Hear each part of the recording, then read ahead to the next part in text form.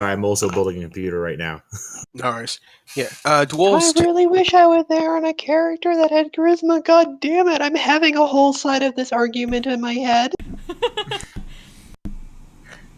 Basically, he informs you that it took nearly half a millennia to learn and perfect the style of craftsmanship that is required to craft that of Gyushu weaponry and equipment.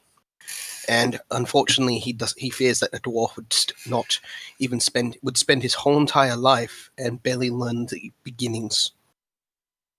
I mean, dwarves do live for hundreds of years. Yeah. Like 350. Yes, and it took him 500 to learn to become what he is now. What? He's at He 300. started at 200. Hmm?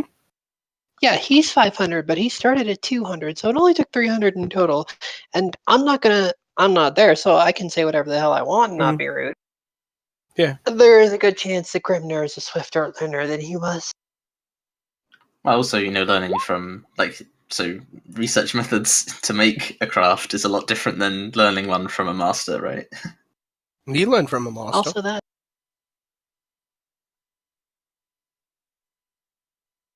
My master is still taught me everything I knew. Mm-hmm. That's all good. We'll go elsewhere. That's fine. No, well, it's more along the lines of if Grimnir wanted to learn it, he would have to go over to Hikoki, find someone that's willing to, and then completely removed from the campaign. I'm not joking. It's literally a life's work to learn how to make weapons. But I'm just gonna sell this to the merchant we found at the place we're staying at. Hoki's Sorry, got the one no who's going to interest give you in a fraction of that? Hoki is not in the need of an apprentice. It is his response. He welcomes anyone that wants to try and find someone willing to become their master, but it's none of his need. God says it's a quest hook if you want to.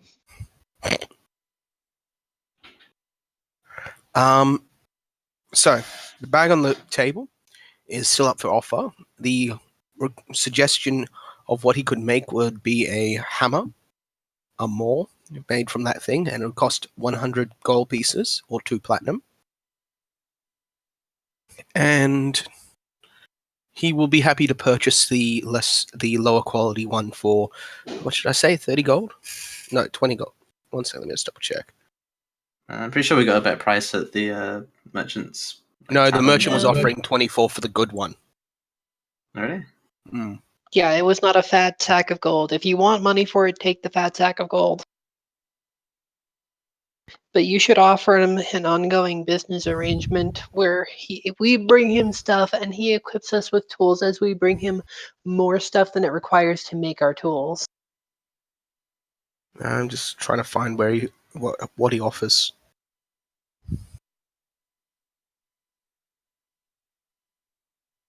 I mean, he says he could hypothetically make a mall out of this one, yes? Mm-hmm. And if we gave that to Galatea, we would be all the better set to go forth and kill something else and bring back more materials for his use.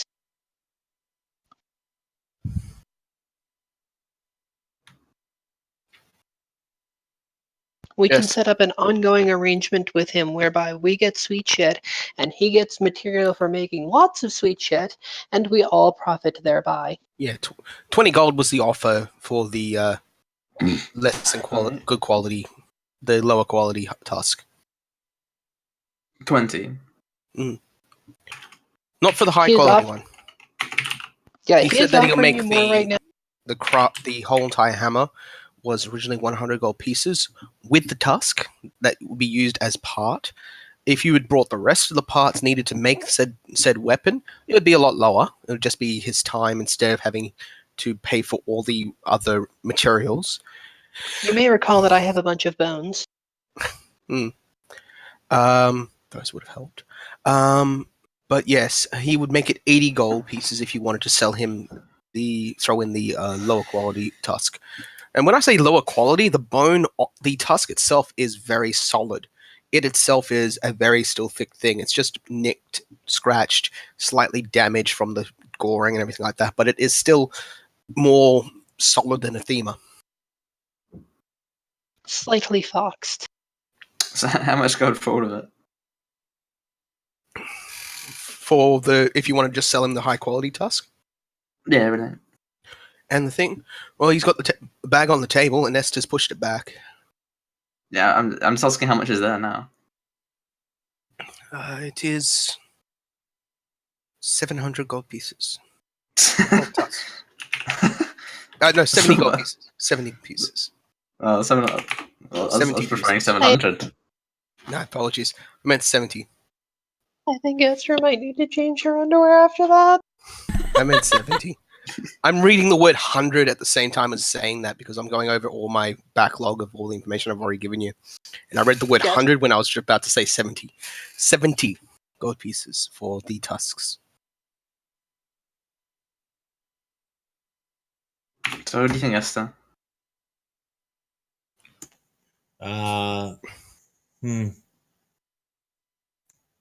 Not my tusks, but Well, yeah, I mean, I'm... no, I hear what you're saying, but honestly, like, that's a lot of money to buy other stuff that's also useful. Yeah, I mean... Like, how good... None of this means anything to me.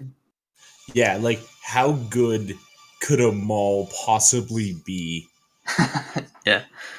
to actually, I mean- like, save us the next time we go to an adventure? You know what I mean? Like, Sure.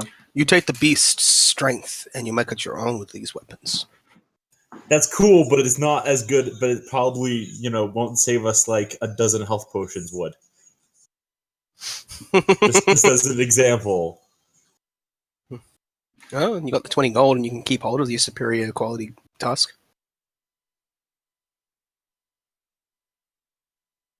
So 70 all told for both, or 70 plus 20 for both? It's 50 plus 20. Okay. Quite literally, So 70 there's at least one platinum is the value of the superior quality tusk.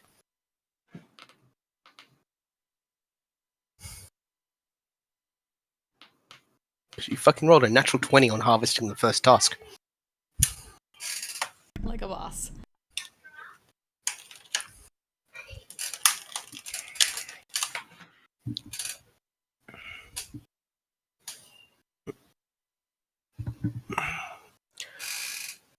He also offers a selection of tools if you wish to purchase them. For what? They are hunter's tools, he informs you. Your dagger, he says, referring to any tool that you would have used to harvest these things. Harvest the parts are not up to scratch. Your Koken-made tools are better at doing so.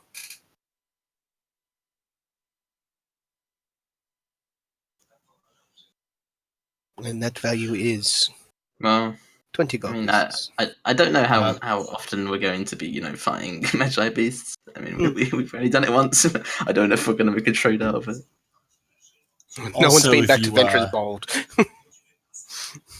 Also, if you forgive my accusation, I have yet to meet a merchant who doesn't sell the best quality tools for whatever job where he's currently trying to sell me for. He pulls out another type of skinning dagger, and this skinning dagger is a lot more finer made. It's slightly larger to allow for more of a sheener cut into that of an actual beast of the size of a Magi beast or a Gishu. What do we do with the leather, the hide? What do we do Sold with it? Do we? Yeah. Yeah, we sold and split it. Yeah, fair enough. I just can't remember. It was a while ago.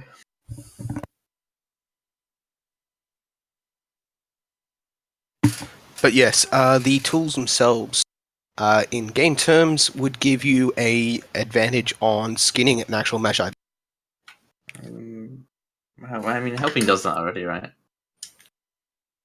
Advantage stacking, So it'd be a +1 then. technically, yeah. Yeah, I think a +1 for 20 gold's worth it. So, Esther, what do you think? Sell the lower quality one, and then just keep the big one for whenever we get more money. Sorry, not 2010. I mean, Yeah. you want to make up your mind on the price? Or? Yeah, apologies. It's 10 gold. I'm sorry.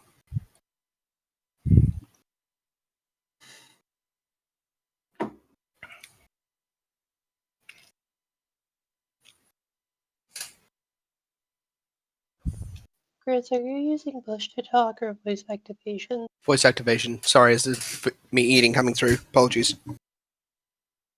I moved the mic away and it must pick it up. I apologize. Yeah, you're eating and you're breathing and your chair squeaking. So you could like up the sensitivity or go to push to talk. I'd really appreciate it. Yeah, sorry. I Or don't put it on push to talk. up the because I threshold, forget. drop the sensitivity. I'll just grab my spray and I'll spray my chair to give it a less of a squeak. Give me a second. But my issue is primarily with. Sorry. I did not mean to wipe there. Tilt the DM. All right, so I say we sell the thing. Honestly, I'm fine with freaking like not selling either and just throwing them both in the equivalent of a bank. Although that said, like I assume that there's the equivalent of a bank. Well, we don't have much gold. Why not sell the low, like the quality one, just to get some extra? Bloody hell! I sprayed this thing already.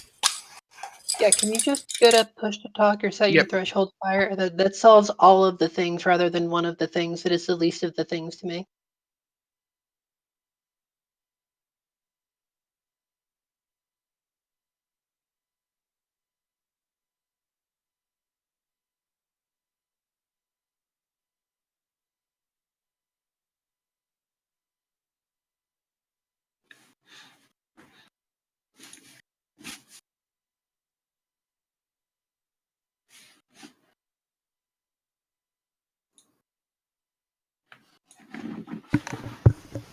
Yeah, I don't know how to fix the threshold. Is that on Discord or something else? Yeah, Should be Where in is it? Discord. you could voice and then There it is. Let's see. Want to go to Mhm. app settings, then voice and video, then input input. sensitivity. Yeah,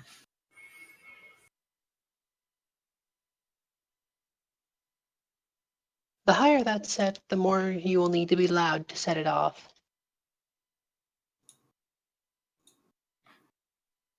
just out of curiosity, is mine okay? Is that mine Yours You're- is yeah, you're fine. fine. I've never heard anything but you talking. cool? Yeah, I honestly was completely unaware that you were not on push to talk, honestly. I brought a decent mic, so I'd hope so.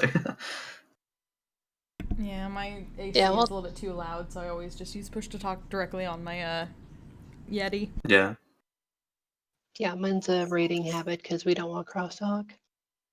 yeah, of course. I like to talk to my dog sometimes, so I always use push to talk. Who's a good puppy, Dad? I like to laugh maniacally at my players sometimes, so I always use push to talk. Okay, is this coming through now? So you're saying Eric, that laughing Eric digital? would just, Eric would just. Can do you that guys hear me anyway. now? Is this working? Yeah. Yep. Okay. Yeah, Good. sick. Yeah. Sorry, I just realized it was still activated. Just constantly picking up every. Sorry. You want to Yeah, set your that's so much better. delay a bit higher? Delay a little bit higher. Or no, you're still on voice sensitivity? I've got the determining input sensitivity. I think. Yeah, maybe just a little bit lower than that. Yeah. How's that? Is that better? Yeah, now you aren't quite clipping as much. Okay. Yeah, sounds good. No worries. There we go. So yeah, you got to understand. I really don't understand your opinion about the plus ones. Plus ones in normal D&D stuff usually cost a lot more.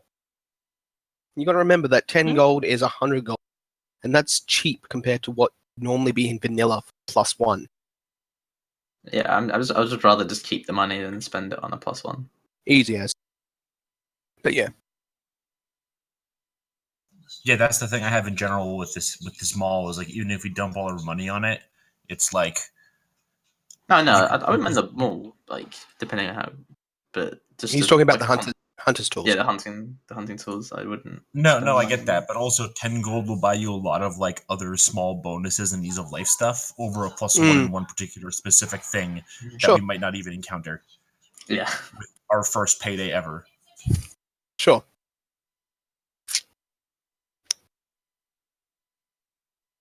So, do you want to negotiate a return with the superior task for a weapon, or do you want to just sell him all of it? With both tusks, how much would it cost to make a weapon? To make with the both tusks, Mm-hmm. you say? Just one tusk, but I want like the other one would go towards the cost of the weapon. 80 gold. 80 €. Well, none of us have that much, so I think I'll just keep the. What is he going to do with the tusk if we sell it to him? Because if he's going to use it to make a maul anyway, why don't we just we're not going to? The weapon's not going to be ready like tomorrow. It's going to take him a while to craft it. He might as well just craft it, hold it in stock. Worst case, if we can't afford it, we just do the exchange then. Or if we can't afford it, we just pay for it then. 3 days it takes me to.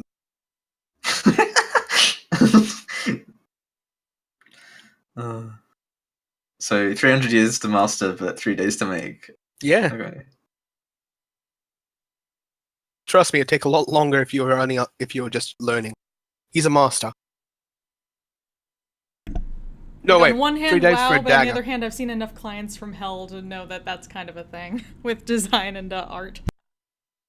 Sorry. The dagger is 3 days, a sword is 5, hammer is 7, sorry. Because it's a two-handed weapon. Two-handed weapons are a week. Even if so, I don't necessarily see why we can't make this kind of arrangement.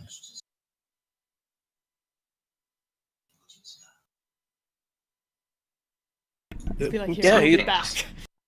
So we'll just sell them both. If we have the money when we come back and he's got a weapon made, then that's cool. If you want, yeah. But does he not have any weapons now? What does he have in this factor? He only has, at the moment, simple weapons. He doesn't have any Gishu weapons, unfortunately. Geishu weapons. Geishu weapons require the parts, and there has been no hunters. Okay, then I'll just keep the tusks then. He does have Hikoken blades, though. Katanas, Wazakashis, things like that. No, I'm pretty sure he just let on that there's currently a shortage of parts. I think keeping it is probably the best call, actually. Yeah, I'll just keep it. If no one's hunting for them, it'll just go up in price then. Yeah, I'm literally fine with that. Major problem is that everyone still sells to normal people instead of coming to a Hikoken with these parts. That's the biggest problem. No one comes to a Hikoken to sell them the parts. There's they don't kind of realize. a reason for Why that, given how would they they? act. Yeah, I was gonna say, why would they? True. Anyway, Yeah, kind of like we hate all outsiders and we upsell them all the time. But also, you guys should come here and do proper business with us because we're right good folk. Seems legit. hey, someone's got to extend a hand.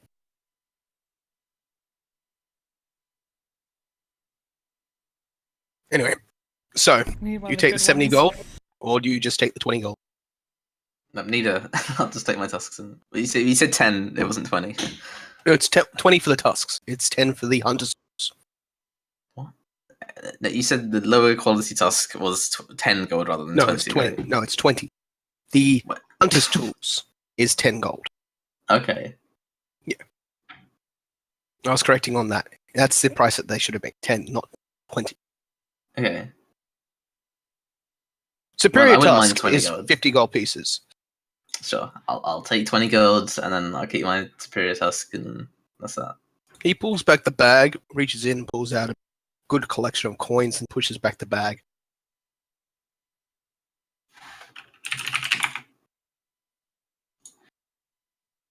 He informs you that if you ever have any Gajusu parts, sell to Hikokin. Hikokins can make better. I'll think about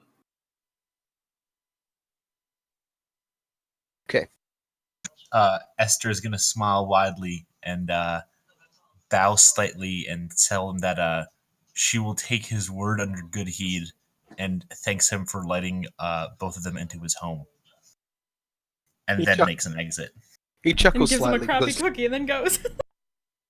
he chuckles slightly because you're not in his home. You're just in his workshop. Anyway, he waits for you guys to leave before he returns back to us. His anvil continues working the blade that he was when you first arrived. It's a style of smithing that is very uncommon to dwarves, by the way. The folding of the blade and metal. that. Yeah. Well, the only reason you do that is because the quality of the metal sucks. I know. It's a start. But it's the fantasy of katanas that put into these games. The fantasy of Yeah. how powerful a katana is, instead of the actual truth. Are you telling me that a katana can't cut through a knight in full armor? What? Yes. Are you telling me that a katana can't cut through a mountain? Not even a normal longsword couldn't cut through a That's guy in armor. heresy. Either way, The question you need to ask yourself is, what is that katana made of? Is it made out of glorious Nippon steel? Because they just can't. no, it's made of Definitely give Hikokin that steel. Glorious Hikokin Glorious steel. Hikokin steel. Either way. Either way. So where you guys return to after all your purchases, and now your coin pouch weighing a little bit more heavier on your hip there. So 20 roll, okay. Yeah, do you divide it up between the two of you, or do you just keep it in your pocket? Now all of us, I'm not a dick. Everyone can have 5 gold when we meet. Isn't there 5 of you? No, there's 4 of you. Never mind. There's 5 of you. So. Yeah, we don't know the 5th yet, so I can't exactly share the money. Sorry. Right. So where are you guys meeting up? 3 Palms, 7 Jug Caravasi, Wherever I was staying before. Sorry, Caravanserai, Sarai, Caranserai? or the Venturous Bold. That place. The caravan place. Know where you guys agreed to meet up at. Probably that one. That's at least where me and Lynn? Lena stay. Yeah, I'd be Venturer's Bold. Or sorry, the Caravans I don't know. Actually, Galatea was staring at the caravanserai because that's the one with the polyamory, like the polygamy people who run it, right? Yeah, she was really liking the one of them. It's the man with 4 wives. He's Yeah. more of the cook, and the women run everything. Yeah. The biggest one had the best fashion sense they were talking it up. I wouldn't know if it's called the best. It's just everything.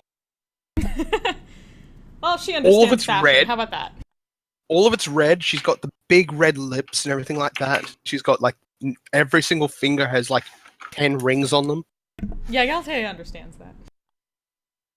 So do we no longer have any bull hide with 20 pounds? No, So no I more. just need to change. Okay, Yeah, we so sold it I'll all. just remove. Okay. So much jerky.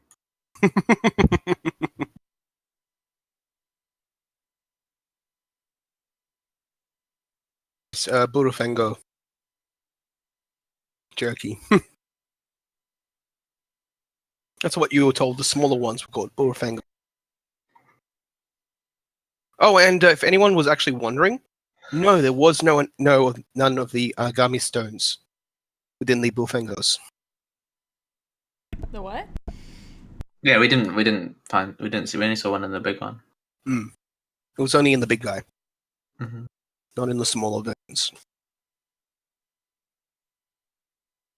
Okay, so you spend another night and you tell each other about the stories. And the question is, where do you head off now? Also, I assume we got the opal and everything like that, and it's all. Yep, you've got the taken care opal. of. All right. But the big thing was, as long as he doesn't show it to anyone, use it, Yep. or try to copy it. Let's say we try and make some mad money. I'll need from you, Galatea, an actual description of the ring. And he reminds you once again to write it out as best description of said item. Okay. It is important because as he pulls out a small box, he informs you that this is a special vault. And only things that you know you're reaching for come out, but it has to be attached to that of the contract. He shows you an example. He shows you an example and grabs a whetstone, throws it in, opens up the box and throws it in, closes the box, opens up the box again and shows you the interior, and there's absolutely no whetstone inside it. The box is literally only about 3 inches big. It's a small thing. Guys, I have a plan to rob Curio. He closes the lid again and takes a moment and thinks, and you can see him thinking very heavily about it. And he explains that he's imagining the image of what the actual item is, what it does, and what it means to be of use. He then opens up the box again, and inside is the whetstone. If you do not, he explains that if you do not have an exact image in your own mind about what the item is, you will not be able to withdraw it from the vault.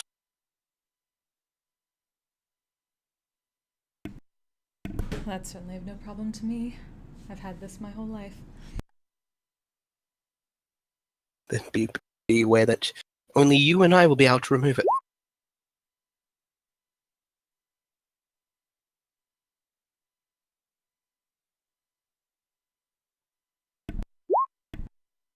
But yes, after you fill out that contract, sign it, he signs it as well. He takes your signet ring from you and he places it within the actual inside of the vault.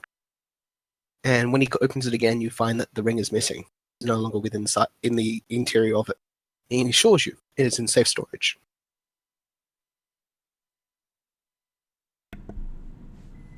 Well then, I'm glad to do business.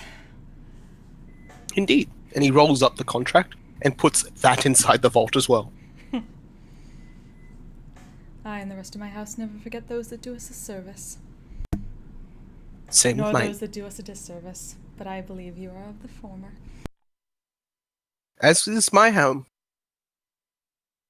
Kuritos will never treat those who treat us wrong with the same kindness. Blah, blah, blah. Brain working. Tell. Old halfling speaking here. Go, I'm tired. Then we have a similar mind. I do appreciate that. Right. So, you have your opal stone. And upon picking it up, you find out you instantly know exactly what you can do with it. Unfortunately, you realize that Kirito must have held it a lot longer to be able to change a lot about himself with it. He changed his skin, his hair, everything about him he changed. Mm-hmm. You find that you have a feeling that you could only probably change 2 bits of your appearance at this moment. Mm-hmm. That's fine. As they're going to leave, she eventually reaches out and hands it to Dimitri. You're going to need this a bit more than I. Of course, man. Suddenly realizing what you've done. Okay. So the next day, after meeting up again with everybody and working out what you're going to do, what are you going to do? That's the worst thing about this game. I have to wait for you guys to decide what you want to do. I want to open up a bank account. You want to open up a bank account? Yeah. Right. It's honestly probably a good idea, especially since Galatea eventually has to start paying things back through Adventure Hall, which I assume involves the bank. Well, Esther, you can hold the tusk in the bank if you want. I mean, unless I don't really care where it goes. You're informed, when you ask where the location of the bank is, that you are not of a high enough rank in the Adventurers Hall or citizenship to have a bank account. You have to be brass. God damn. And you have to complete your brass level up state. I noble muscle. call them all. I call them all racists and leave. It's not racist, it's just how the system works. Aha! That's what someone who benefited from the system would say. Yeah, you look at me, and all you see is the color of my chit. Admit it. Well, he's not going to disagree with that. But no, that's been in the actual thing for a while there, mate. So we must go on this vision quest first. Okay, so you're in the Venturer's Bold.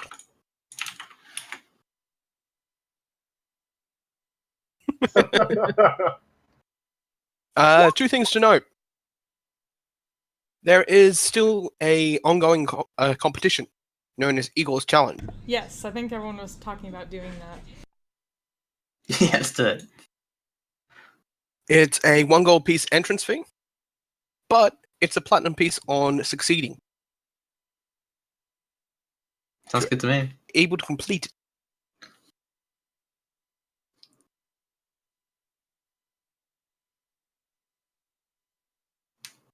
You can complete it, although it's apparently supposed to be incredibly hard. Oh, if you have doubts, I'll pay for you. I really don't mind.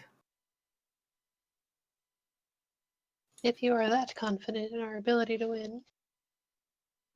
No, not even that. I just think it'll be fun. Okay. As long as exclusively for fun. Okay. Anything less deadly than what we've just done would be fine. That's true. If they're charging for it, there's probably a significantly smaller risk of death. Well, I can only hope. The banner is still up. It takes up about 20% of the Venturer's Bold bulletin board. This banner, and it tells a lot of information. One, party members it is encouraged that a party enters for a higher chance of success and victory. You're informed that it is a non-combative challenge, that Eagle does not appreciate death within his challenge, and it is the only competitive nature that you need to bring is your own willingness to continue forward. One of the major Sounds rules, like a baby race for babies. main rule is that you're not to bring any weapons into the actual challenge itself, as you will not be needing them. Galtea just pouts at that. And you see a sub note about this being scratched out. It's been an amendum has been added. Do not bring anything of value has been scratched out. Still quite literally still read it though.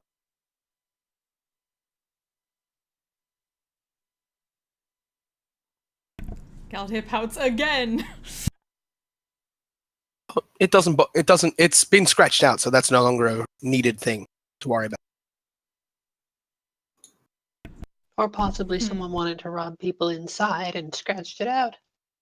Yeah. No, it was it got a mark of the Adventures Hall. It's a amendum that's been added. Apparently that was a previous requirement. You no longer bring anything of value to the actual dungeon There were itself. mimics that would eat them. No one knows why it was a requirement, but no one's really bothered by the change of rules. Does the other group not know? Oh, the other group knows. Yeah. The other Someone does know. Well, Zareth and Seda do. Seda less to understanding because she's too young to understand the reasoning behind everything. Yeah. You do find Ander currently looking over and contemplating his ideas and his ability to do it. Ander, you have been living here in Calinstime and more than that, Passantrum for about a year and a half now. And you've lived your life as a tin adventurer solo. And you haven't really gone on many excursions. Maybe occasionally with a pug group. Quite literally a pick you up. All right. But you'd mainly been doing the small F and low grade F and G class quests. G class are quite literally the basic man's job. very low pay, very easy work. Whilst the Stuff F- like get cats out of trees and stuff. pretty much 100% Deliver correct. this letter across town. Pretty much. Helping really wealthy old ladies across the street. Yeah, I'm not Alright. joking. Guard, No, work- I believe you. working as somebody's escort, quite literally to the ball, is been one, and the requirement is you must be good looking. Racing. Uh, Shrek. what's your charisma? 14? Yeah, that would have been enough. You probably would have went on that one if you were willing to be someone's escort. Alright. Probably. But it never really got you high enough in points, for lack of a better word, to reach brass. And it's only been recently that you finally have earned enough recognition within the Adventurers Hall that you can go on the quest of basically becoming a brass adventurer. You've been tin for so long. To become a brass... Basically, it is a pilgrimage. The brass requires you to travel to another capital city in this country. You've been here in Parsantrum. If you're joined in a very outback location, like in the middle of nowhere, Adventurers Hall, and gone through all the way to tin to become brass, you'd have to visit two of the three capital cities. But because you've been here in Parsantrum, you only need to visit one, which is Sokul or Idavent. Okay. Idavent is the capital of Kalendor, while Solokul is capital of Alston. Okay. Unfortunately, it costs a lot of money to do travel, especially by yourself. Right. So you've been kind of umming and erring about different things, and you've seen the astounding acts of this small group of Galadanian folk that have come in and just suddenly become like a bit of a talk of the town for about a week, who had been successful in bringing back a head of a large Magi beast bear, blue bear. The head's quite literally the size of twice the size of a normal bear's head. Okay. And they donated it to the Adventurers Hall, to the Adventurers Bold. They stuffed it themselves. They got it stuffed themselves, and then brought it into the Adventurers Bold and offered it as a gift. Okay. You also remember the story of the drow who had come in. The only drow that you know of who came from Galadea itself. There have been no real drow native to Calinstime. Only Galandaean folk could be drow.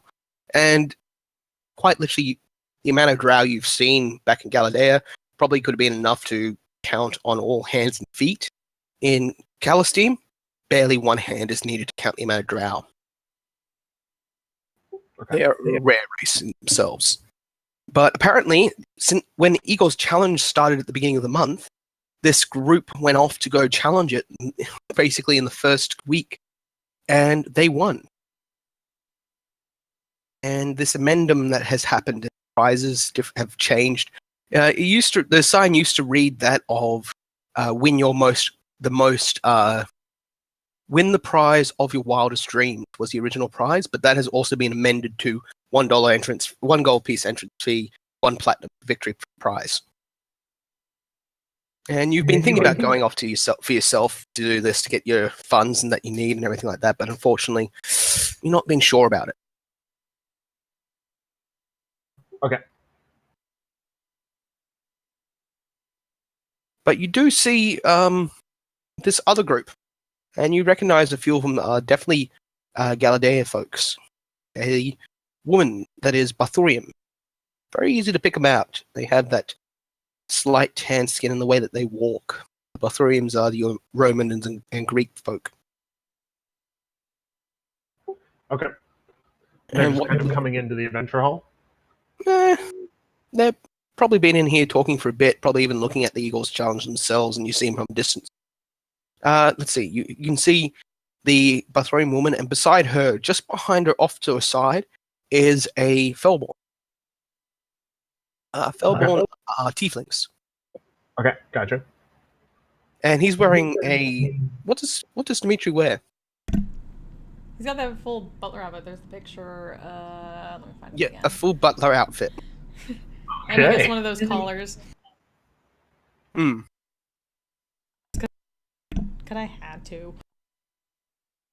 Fortunately, you do stay in the servant side to keep up the front anyway. Because what happens is that you've actually noticed it, and you've seen a few Fellborn walking about with adventurer chits, and they don't even realize it, or they probably are very much aware of it and probably relish or hate the idea of it, but a lot of people give them a wide berth. Very wide berth around these Fellborn. Okay. Fellborn servants are actually very common as well in Calinstime. They were in Galada. Gotcha. Okay. Awesome. I love that image. Is that So his good. butler outfit? Mm. Yep. He must Just- look dapper as fuck then. Yep. I just love like You- the noble in the background, like, what is this shit? With a hand to the head.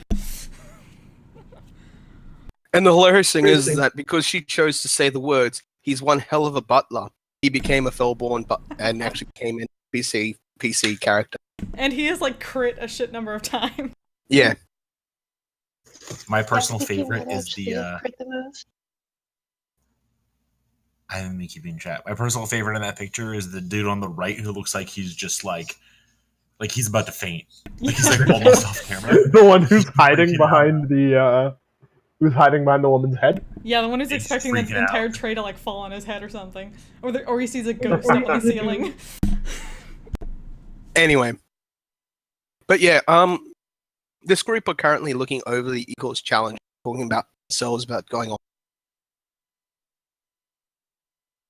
Okay. I will walk on over to them. Excuse me. You guys there? Hi. Altea will turn with an arch brow. Can we help you? Yes. Or I might be able to help you. You're looking at going for Igor's challenge, right? That certainly seems to be the consensus. She'll look between the group. You might be able to use an extra hand then. Yes? He arches an eyebrow. Well, that depends on what you can provide. And who might you be? My name is Ander. Ander Stormwind. I'm from out of the city. Galatea. She gives a nod. So what can you do, Ander? I can heal people. I can hit things really well with my sword. Sometimes Okay, when She I was hit in it things, heal, but right, the sometimes first thing when I hit like that thing. bright light comes out of my sword, and it's awesome. One thing I forgot to mention, in Calinstime and basically the whole entire world, healing is done by two factions. It's the Alchemist Guild, and the only way for you to be able to sell potions is if you are part of the Alchemist Guild. And the Okay. potions are not magical based; they are alchemy based. Okay. Second one is the fact that healing powers and magic powers are basically prohibited to be used unless you are part of the churches. You actually can't just walk around using your healing powers as a cleric or a paladin without charging for it as per the church. You actually have to go to a church. Okay, so maybe I tell them a bit more on the down low that I can heal people. Oh, unless of course you're in a party, and only then you can only use it on party members without getting into trouble. Yeah. Cool. that's good to know. Yeah. I can't heal anybody outside of parties, and I don't have a party right now. But I would really love to join one and actually get to heal people for once.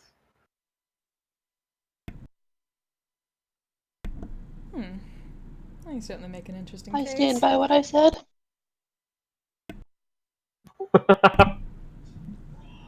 What do you all think?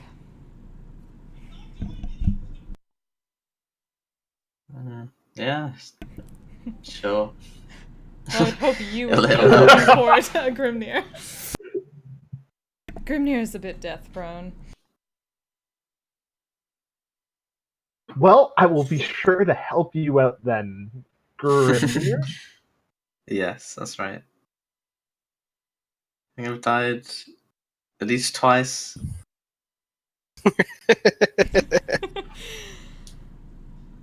That's a lot of time. You should try and die less often. It's not always up to me. Next time, I'm taking your boots. A man of take sorts, people's please. boots.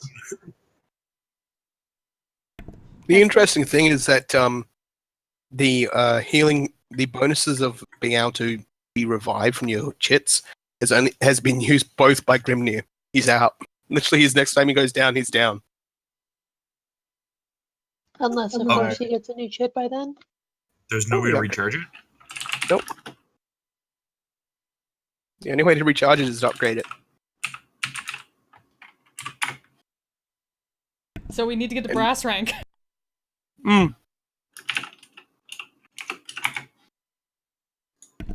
What say you, Esther? Right.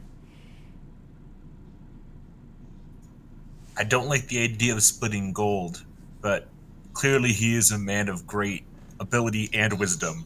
You really should stop trying to dive so much, Grimnir. I'll try just for you. Well, it seems a consensus is reached. Glad to know you joined Awesome! us. Oh, I promise not to let you guys down. I would certainly hope so. Yes. With that, It's a deal, Mr. I'm holding out my hand and kind of reaching for his name. Ander. My name's Ander. Hi, Ender. It's nice to meet you. I'm Linzui Mamiana Payani Grisistina Zertana Waywakit Zani Terra Tessa Gerate. Nice. Great to meet you. That is a lot of names. Why Her do you parents have were so many traditional. names? Oh. Galte just What's immediately where's jumps in there, background? just like having heard it too many times. gnomes. Oh. Okay. Well, it's nice to meet you. Please don't ask me to recite all of those names back. I will not remember them. You can call me Lynn. Everyone does. Good to meet you, Lynn. So, Andy, you know for a fact that you actually have to go through one major thing before you actually are registered as a party member, and that is just getting in line to register as a party member with the Adventurers Hall. All right. I will go get in line to register as a party member. For But the you also Adventurers. need somebody from the current party to be with you to register it, so you have to explain that to everyone. Oh, I need somebody to come with me so that I can register as a party member with you guys. Please? Anybody? I'll go. Where are we? Yes! Where was that then? I was half tempted to be like, Dimitri, could you wait in line with him? I'll sit over here until you need to go up. He would have happily done that. Yeah, but I Either want way. to talk to him about the swordplay and the flashes of light. That's fine, Lynn. So,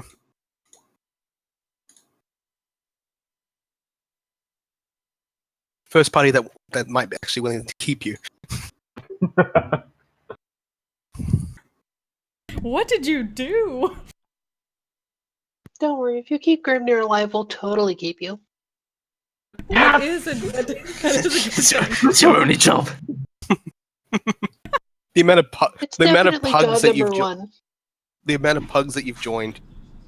You pump him full of healing. It's fine. Anders kind of become a little bit of an infamous character about the group, about the Adventurers Bold, quite literally being the paladin that will join you for a day. Oh, really? I'm very enthusiastic. I'm very enthusiastic. We should get along perfectly then. I can feel the headache coming on already. Either way, through about an hour later, you guys get through all the paperwork that is needed to register Andrew as part of the World Destroyers, or I should say the Reptile Spondee. Nobody knows that's what it means. Yep. And with that, you guys want to head off to Eagles. If you guys are planning to head off to Eagles Challenge, you know that it is located in the small village known as Penthill, which is a couple of days away west from Passantrum, but it requires you to be on the other side of the river.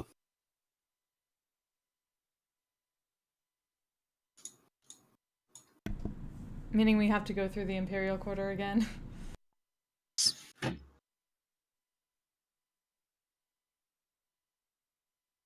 So I've been thinking about this, and I'm pretty sure that I can mage hand pick someone's nose.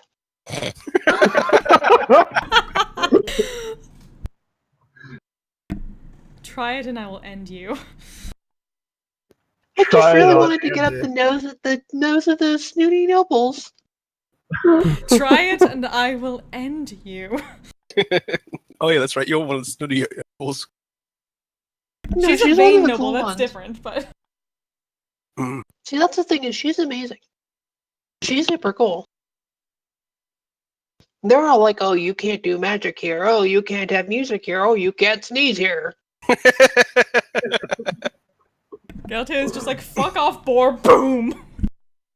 Oh yeah, that's something to mention to you is that the Imperial Quarter is basically it is very much part of Passantrum, which was a rebuilt or a built-up location. The city of Passantrum used to only be one side of the river, that of which side you're in, the Old Quarter. The Imperial Quarter, one second.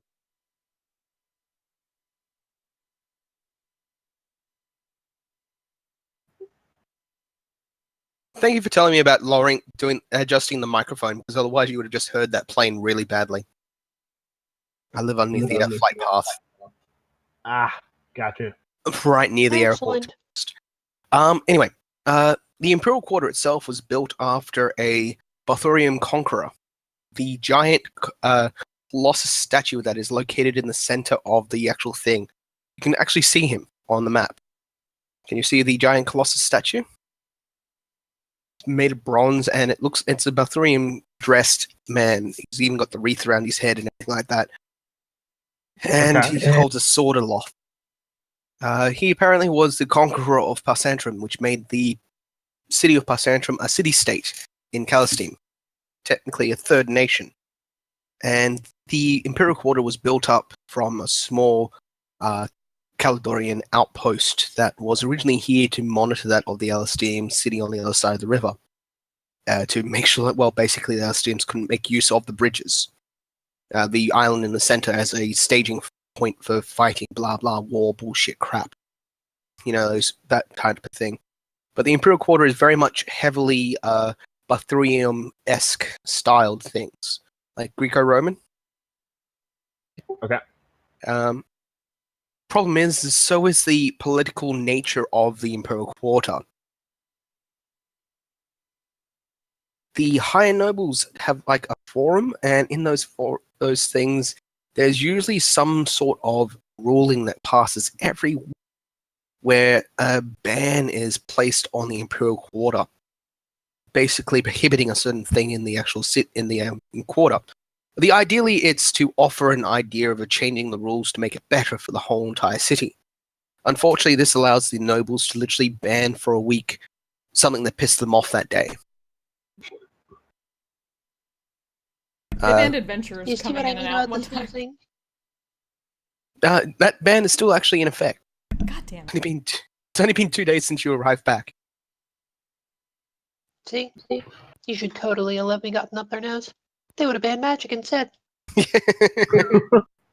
But yeah, basically, a couple of weeks ago, there was a ban on animals within the Imperial Quarter, which made the carriages that used to run about the place illegal to run.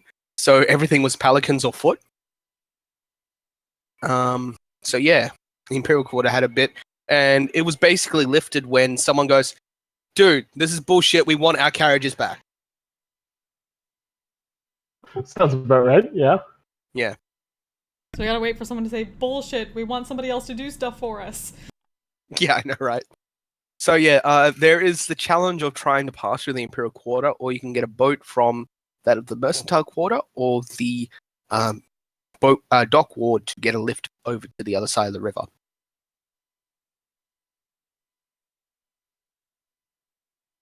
Where do you want to head? Ender has no real preference. He's just excited to be part of a party again. Maybe this time they'll let me stay. Yeah, that'd be awesome. Unfortunately, And then we don't let need to them. use the boat this time. I mean, we were planning to do this race thing, but did we also plan to pick up a mission, like to do on the way and or after on the way to a capital, so that we can get paid and get our tokens improved? Or do we want to leave that? That's up to you guys. Because I thought last time you said there was like essentially an endless amount of Caravans, yep, yeah, that are heading that direction. but like protection jobs, right? Yeah, so we can get a Yeah. thing with So I'm them sure we and can then grab get one people. at like any time. Yeah. Yeah, so we don't have to worry about that now. The main problem is that you can't really grab a job to do on the way to Penthill, because it'll probably take a day or two to actually go through the challenge. Unless someone rolls really high to convince the caravan master to allow you to take the challenge when you pass Penthill. I believe in you, Dimitri. Dimitri has disadvantage when he makes the Is that the checks, same remember? if he looks not Felborn with his new opal? Actually, that's just his that is just his general sorcerer trait. Oh yeah.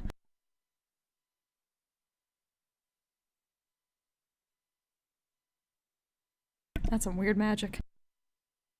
Yeah, it literally sends a little bit more of a shiver down people's spines. You're used to it because you've been with Dimitri since you were a child. And she can also send chills down people's spines. That's done mechanically. But either way. She has a look. Either way, so how are you going to get across? Being the tin adventurers that you are.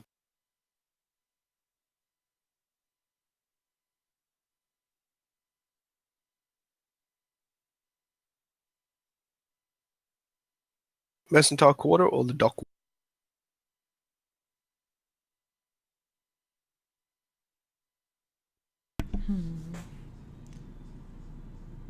Are there any boats that just need general help for a little bit and that would take us across? Not really. I mean, you can roll me an investigation to find out if there's any boats heading to the closest town to that of Penthill, which is that of Hefade, which is literally only a short trip down the river.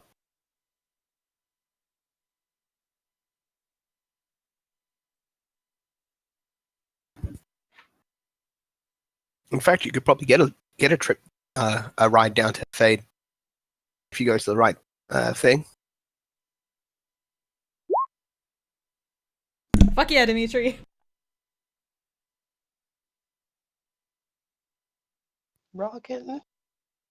Damn, Dimitri. Hell of a butler. Where's he looking? I would assume in the dock area, the dock ward. In Dock Ward? Okay. So down in the Dock Ward is a lot more of a sus area. The Dock Ward, you gotta remember, is the poorest place. The stench as... Did he go by himself or did anyone go with him? To the dock ward? Yes. Oh yeah, Esther shows up with him. Same. Yeah, because Dimitri's gonna get jumped. You've been down this way, haven't you, Esther? Yeah, this is her stomping ground. This is where she's at. Did you ever go to Billy's Bades? Bill House Bades? I don't think I did. I'm pretty sure I just went right to the floating. Yeah. The Poor Whatever Ward the casino is the Poor Ward is basically the masses location where all the people of lower grade, basically the homes of people.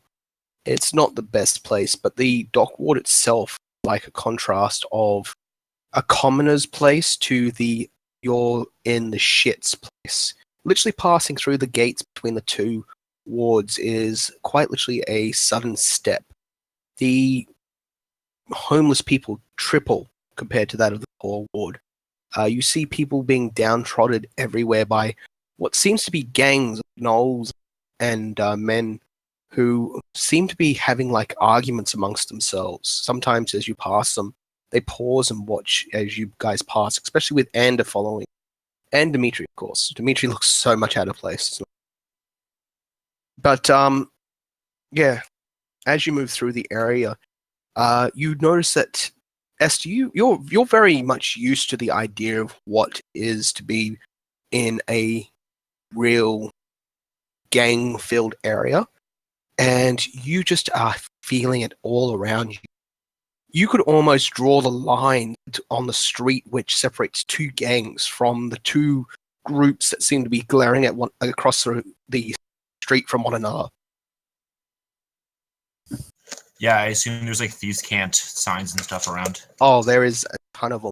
Some marking that of different gang marks, quite literally marking territory.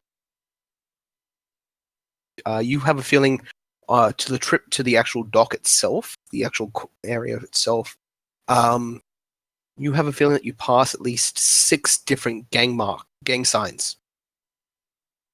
The dock ward is filled with just gang territory.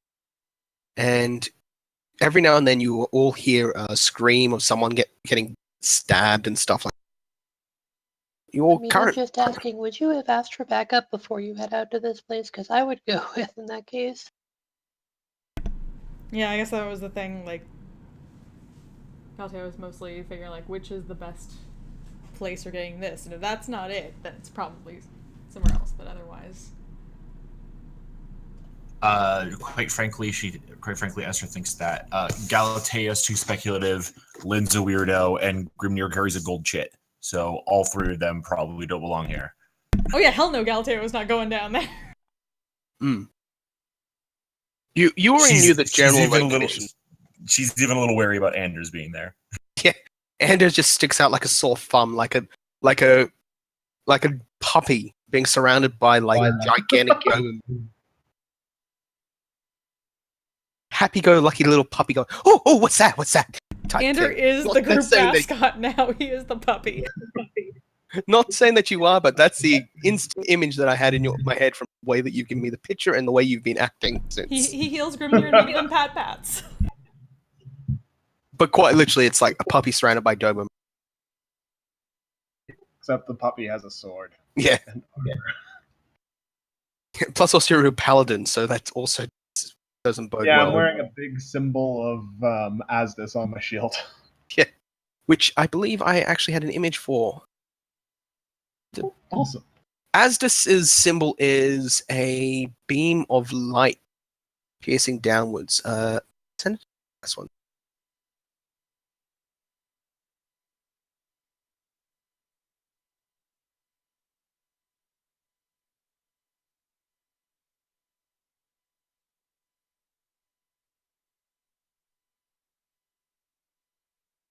How did I spell Asdis again? A-D-I-S or A-S?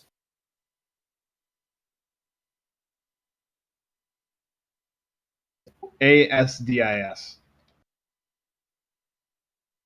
This is the only thing I wish I'd done properly when we quit the other site.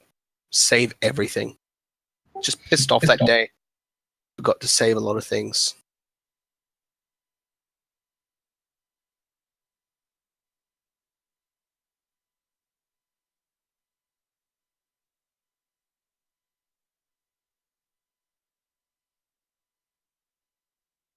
But basically, it's like a beam of light piercing downwards. Okay. Yeah. I can work with that. I'll see if Brass still has the image because he was going to work on the three things. As this is basically a beam of light piercing downwards, like a big, huge, like a solar flare. You know those images that you see? Yep. The wolf was an infinity symbol because he is balance and infinity and everything like that. And the female one, I can't remember her name, sorry, at the moment. Hers was a cloud being cut by blades. Okay. But yeah, as this is basically a beam of light. Okay. Yeah, Cool. but you look so out of place. Like a clean surrounded by dirt. All right. That's There's fine. there's the paved stones are missing a lot of stones in them. That there's actually like stagnant water from rains of days past still sitting in it. You pass what seems to be a opening, and you see a line of people currently lining up with buckets and big, huge, heavy jars lining up towards a well, which is currently being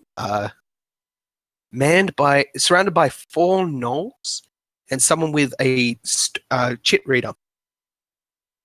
Because you've seen them before. Chit readers are basically a flat piece of stone with a special gemstone over the top of it. A flat piece of gemstone. And this looks very much similar to the Adventurers Hall chit reader. Okay. And they're scanning the porcelain chits of these people that live here. And that when that person passes, gets their thing scanned, they get to draw from the well. Okay.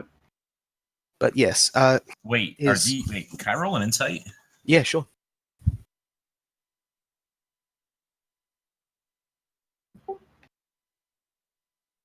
Has anyone seen the movie The Book of Eli? Nope. Nope. Did I hear a yes? I have. You know that scene where they go and get the water? When he Yep. first arrives in the town? That. Hmm. Yeah. I feel like I'm missing something out of character. The Book of Eli is a Denzel Washington movie that wasn't really very well received, which had a great plot twist at the end, I feel. No. Not. I will look up the Book of Eli, but specifically for like why something is weird here. Um, Oh, I'm checking to see. I don't know if this insight's good enough, but like, are these guys Adventurers Hall? Because as far as I know, the Adventurers Hall have pretty much a stranglehold on all the chit readers. yeah, they do. And you're aware of that. But without getting closer, you have a feeling that there's something off about it, but you can tell that it is a chit reader. Do I know who the gnolls belong to? No. But from what you can tell, they do not look like Adventure Hall workers. How far is the line? It's pretty long. It winds back Does and it go- forwards about the open space. Does it go around the corner anywhere? Not really, no. It's filled with women and children carrying big pots and stuff like that. Pots Children and are perfect. I go up to a kid near the back trying to get cover from the gnolls that are watching, and I ask him who the gnolls belong to. And when I do that, I flash him 5 silver. he when you first approach him, you can see him adjust himself in the line as to try and hide behind the person, but as you bend down and flash the silver, he comes forward and responds to your question. They're the guys that currently are running well. Yeah. What gang are they part of? They're from the a second.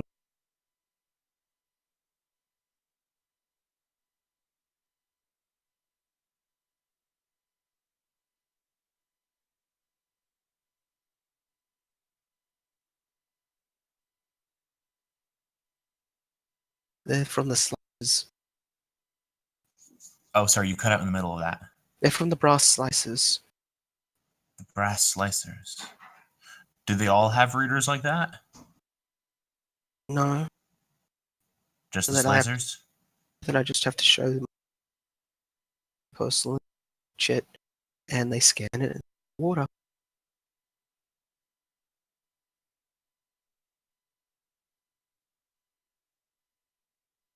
I don't know if I'm coming through. Is it loud enough? You're cutting out a Rest- little bit, but I got it. Yeah, so the brass slicers seem to uniquely have a chit reader because the other gangs don't have one. No, they do. It's just that Oh, they're it's their turn to monitor this one. Okay. You look as he says that, you lift your head and look about the place, and you can see that this opening in the area, this courtyard, for lack of a better word, has 3 different gang marks that seem to point around it. One of them looks like a gang mark that you can now identify as the brass slices mark. The other 2 you can't pick. But it looks like it's a joint ownership over this thing. It seems to be like the no man's land.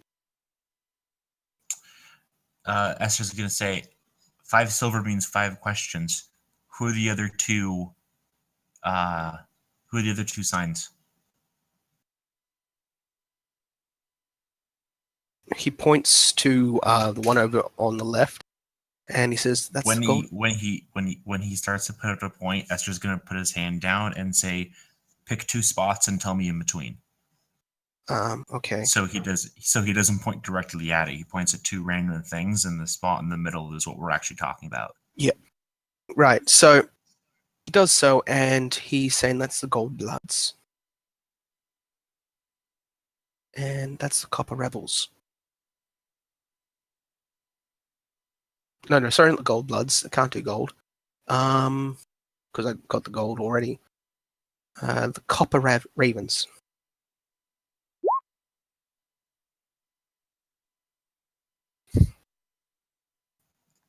All right. She's going to pat the kid on the shoulder and tell him that he earned every copper, and get out of there. So there was the copper ravens, the brass slices, and what was the last one I said? Gold bloods. No, not the gold bloods. Can't be the gold bloods. Copper, brass, and Something rebels. silver rebels, wasn't it? Silver rebels. Okay, got it. Yes. There are at least 3 of the gangs that currently are fighting over the dock ward area. He says that last week it was the silver rebels.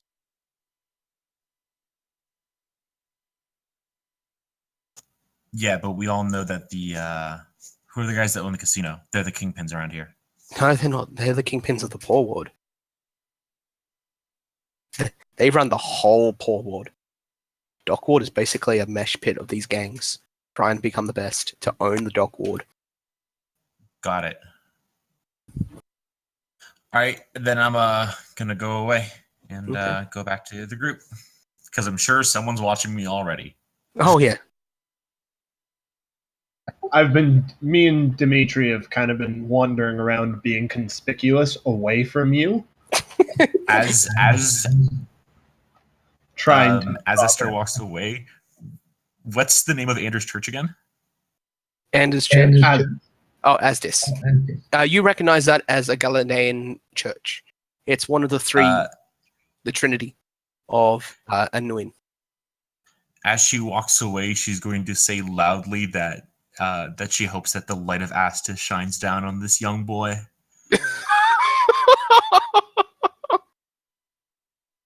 He has no idea who you're talking about, but that gets a lot of people looking towards us. That's fine. You gotta understand, Anuin gods have no real hold over here. That's cool, but also the idea of some random old lady being a faithful member of the church giving a poor kid some money is not that conspicuous. Wait, are we trying to be conspicuous now?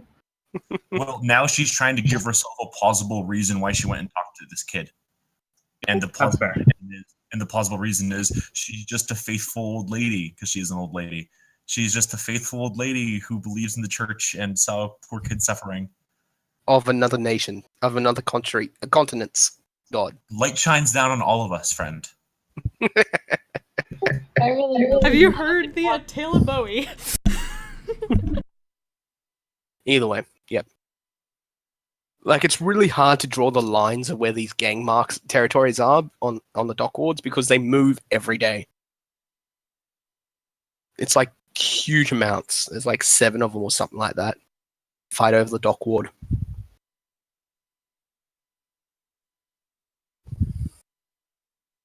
Okay. Either way, Dimitri, when you guys pass one of the stores, you recognize another thieves' camp marking that as the Rogues Guild here in the dock ward. Basically, it is the Adventurers Hall marked Rogues Guild here in the dock ward. So this is basically where your class guild is. You've heard tale about how every major city has a specialized guild for your classes. Just basically where you can get aid and help and missions for your class. And it's located underneath the sign of Billard's Blades. Basically, it has like it's got an official mark of the Avengers Hall, and then underneath that in Thieves' Cant is basically Rogues Guild here. Got you. That's good to know. So at the docks, Dimitri does find a small fishing ship that is currently heading down the river and is thinking about passing that of the township of Hefade, and is willing to take you with him if you're willing to put up with the smell of fish.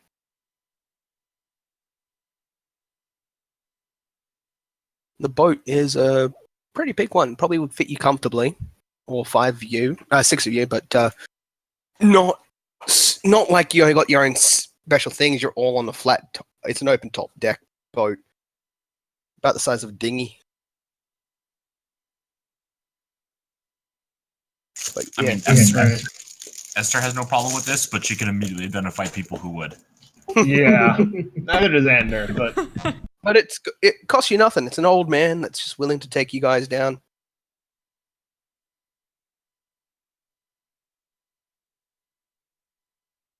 All I know is that somebody is going to be using a lot of prestidigitation on a handkerchief to place up against the nose. Always has to smell like lavender. Always has to smell like lavender. Always. I will accept some pomegranate. Well, Esther's going to turn to Dimitri and say that if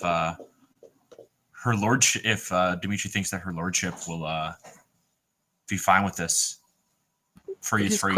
It is questionable. The old man does say that if you're willing to pay, you might find another boat that's actually doing a trip down to Idavent in the Mercantile Quarter.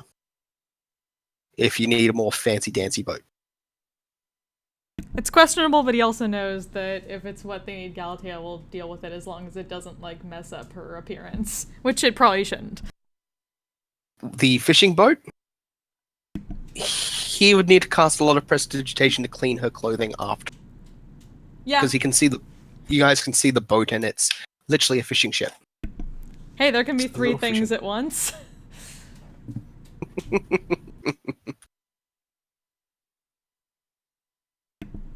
There's a lot of cleaning Either way. and handkerchief smell. So basically, the information that you can get is that he's willing to take six people with him and drop yourself ahead of a Hefed, or you can go to the Mercantile Quarter and book a ride on one of the ferries that are traveling downwards.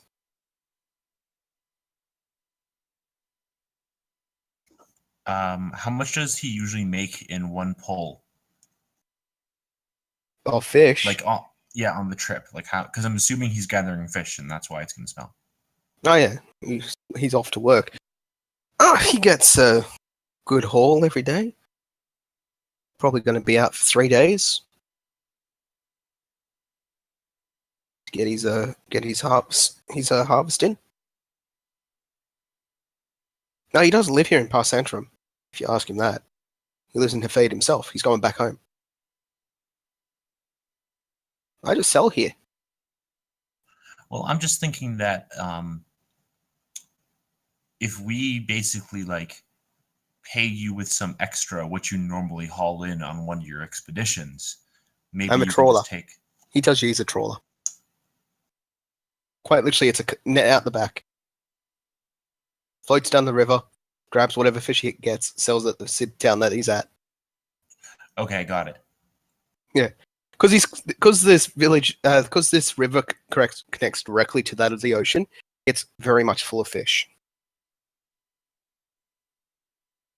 Fresh, salt, mixture of both. So he's unbothered. He's not bothered, really. He's already waving you off. Dimitri got a fucking crit, man. A natural 20.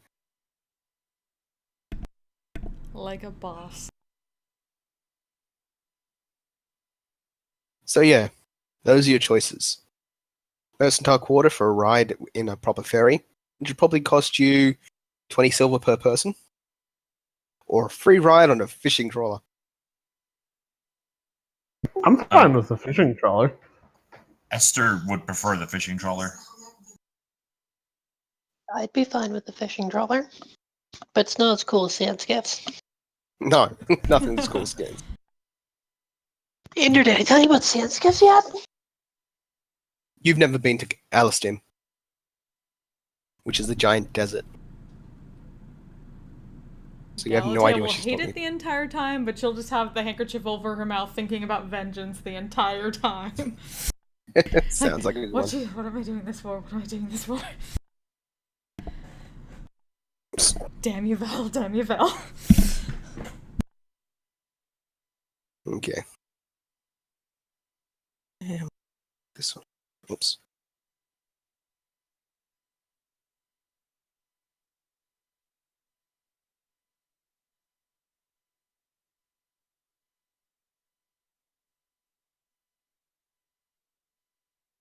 Sorry, I've just nudged something on the map. It's really driving me. There we go. There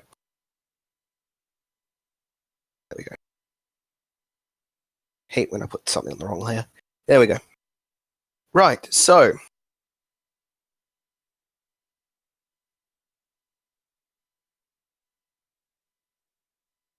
Right, so. You got to head off down on the fishing trawler.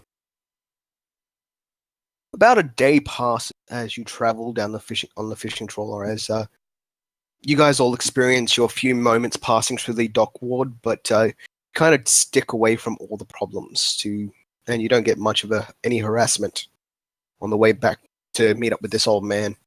He's a bit more surprised about the dwarf and the very pretty looking lady getting on his boat. He's very much a gentleman towards you.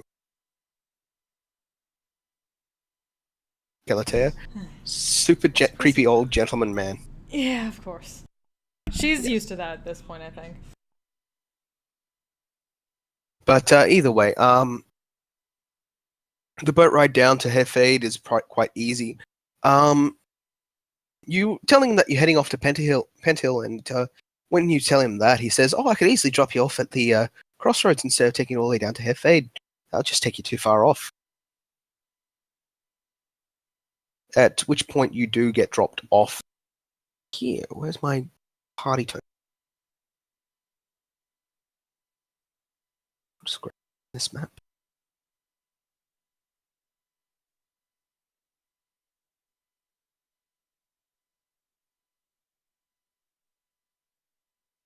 My god, the entire world is white after a certain point. Oh, you found it. Thank you. Never mind. So, that's where you get dropped off. If you have a look at the map, you can see Hefade. Is it showing up? Oh, there it is. Okay. Yep. Oops. Not supposed to be in the center. Hate when things move. Oops. Oops.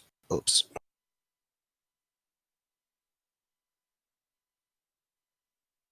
So yeah.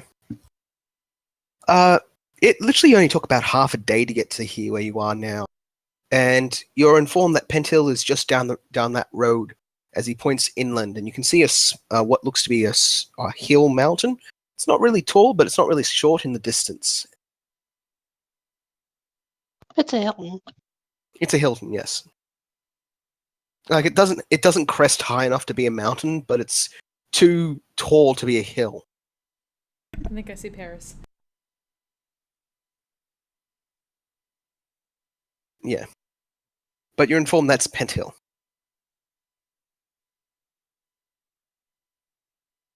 Currently on the 20th of. So you guys camp and rest at one of the small campground. Apparently, Pent Hill basically has these places that set up for adventurers. It becomes quite clear that this Eagles Challenge is like a big, huge festival, and the trip to Pent Hill is a very heavily traveled road. In fact, you can still.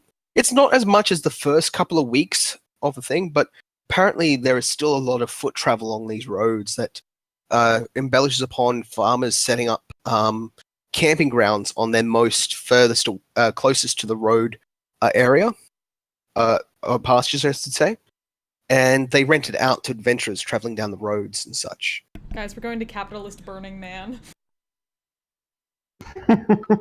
All right. Basically, when Eagles Challenge runs, everyone in this place gets all happy and fun. They It really is have- capitalist Burning Man. Yeah, it's a huge festival, huge thing. Adventurers come from far and wide to this thing. So yeah. So, the cost of a campsite in this thing comes to about 15 silver pieces each. And that's because it's the only one around. It's a huge cost for a lot of people.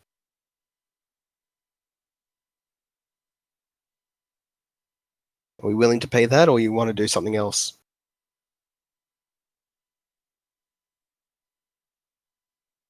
That's the question of the day, isn't it?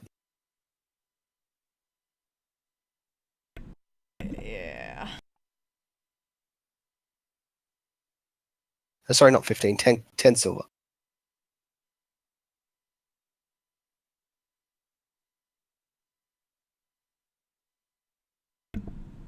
Assuming we can get through the challenge, that would be not bad. You're informed it's a day. It's like it's a day or half a day's walk from here. You're quite literally on this line here. Like you're not that far from it.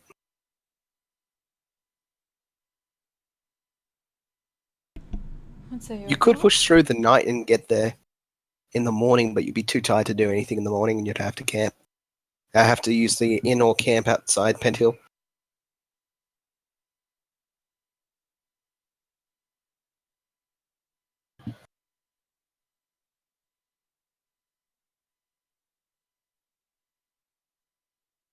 I'm fine with just paying the 10. Okay. Yeah, we should probably just rest up if we're going to deal with stuff tomorrow. Okay. Exactly. Might as well get a good sleep before we go to the challenge, right? Mm-hmm. Indeed. All right. So the arrival at there's no real map for this, so don't worry about it. But arriving in Pent Hill, you find it's still very much a buzz with adventurers and travelers, and like a festival still running, even this late in the month. Apparently, there's been a lot of change from the beginning because of the sudden swap from it being a challenge for your wildest dreams to now a cash prize award. That it's become more of a basically a proper event in the ways of things, because before it was like everyone came. Now it's a big, huge. We need to bring more things to keep people entertained type stuff. There's more entertainment available by the people running the festival grounds itself around Pent Hill. Like game shows, big, huge festival foods, and adventurers coming in, trying their luck on the challenge, and enjoying their time here in Pent Hill before they head off back to whatever they're going to do.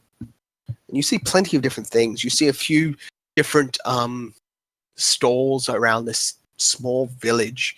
Basically, the village itself, Pent Hill, is a large inn that sits in the center of the thing, surrounded by your basic blacksmiths, small villages, and then the rest of it is just festival ground. You have a feeling that when it's not the month of Eagle's Challenge, it's quiet here. Pent Hill itself is named mainly after the mountain hill that sits behind it. And apparently this is where Eagle has built his laboratory, for lack of a better word. And each year, he spends each year redesigning his challenge to challenge those that come through it to find someone that would win the greatest dream. But when he came out after the winnings at the beginning of the month, you saw everyone there expresses that Eagle was a changed gnome. He no longer was stressed, worryful, anything like that. He was a lot more jovial, willing to talk. It was really weird because apparently no one had seen him up until that day. No one actually had seen what Eagle looked like. It wasn't only for the fact that his aides, who usually come down to the village itself out of the mountain, were able to actually introduce him as Eagle, that anyone was actually able to recognize the gnome as Eagle. It was a weird thing. But you can see that Eagle's Challenge is still running in its brightness. The inn itself is called the Drunken Albatross, and it has some rooms available, but not very much. Apparently, at the beginning of the month, it was impossible to get a room. But here's where you go to sign up for the Eagle's Challenge. As before stated on the initial thing, it is 1 gold piece to enter. Are we all willing to pay? Don't really have much of a choice. Yeah. Yep. Mm. Okay. So, you guys arrived basically just before noon here in Pent Hill, and you're informed that the next run-through is going to be starting at high noon. Apparently the morning shift has already gone through and there's been no victors. Everyone came out really depressed and sad because they all lost. Apparently the challenge itself is still difficult as hell.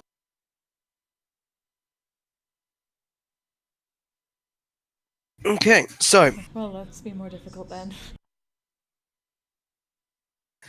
as per the rules of the challenge, you need to leave your equipment behind. You only need to be What bringing exactly counts as equipment? weapons, tools, things of value, and stuff. Basically, ideally, you're not going in there to fight anything. So the idea is you leave your weapons behind at the Albatross, and the innkeeper keeps them safe for you. Yeah, you can have my weapons. Tools, equipment, anything of value. It used to be of things of value, and that still has a sign that hasn't been amended yet. And the innkeeper occasionally forgets about it. Value and not anything of value, so. Valuable things, anything that you consider a lot of money, was originally the ideal. Why is it at risk? It was. Apparently it was. It was a request by Eagle himself that you bring nothing of high value. But now that he's come down and he's removed the rules and everything like that, things are a little bit more relaxed. Okay. Alright. So, are we all ready to start the actual challenge itself? Suppose so. Okay. That's not nearly enthusiastic about enough. This is going to be awesome. But I have to leave my armor behind. I like my armor and my shield.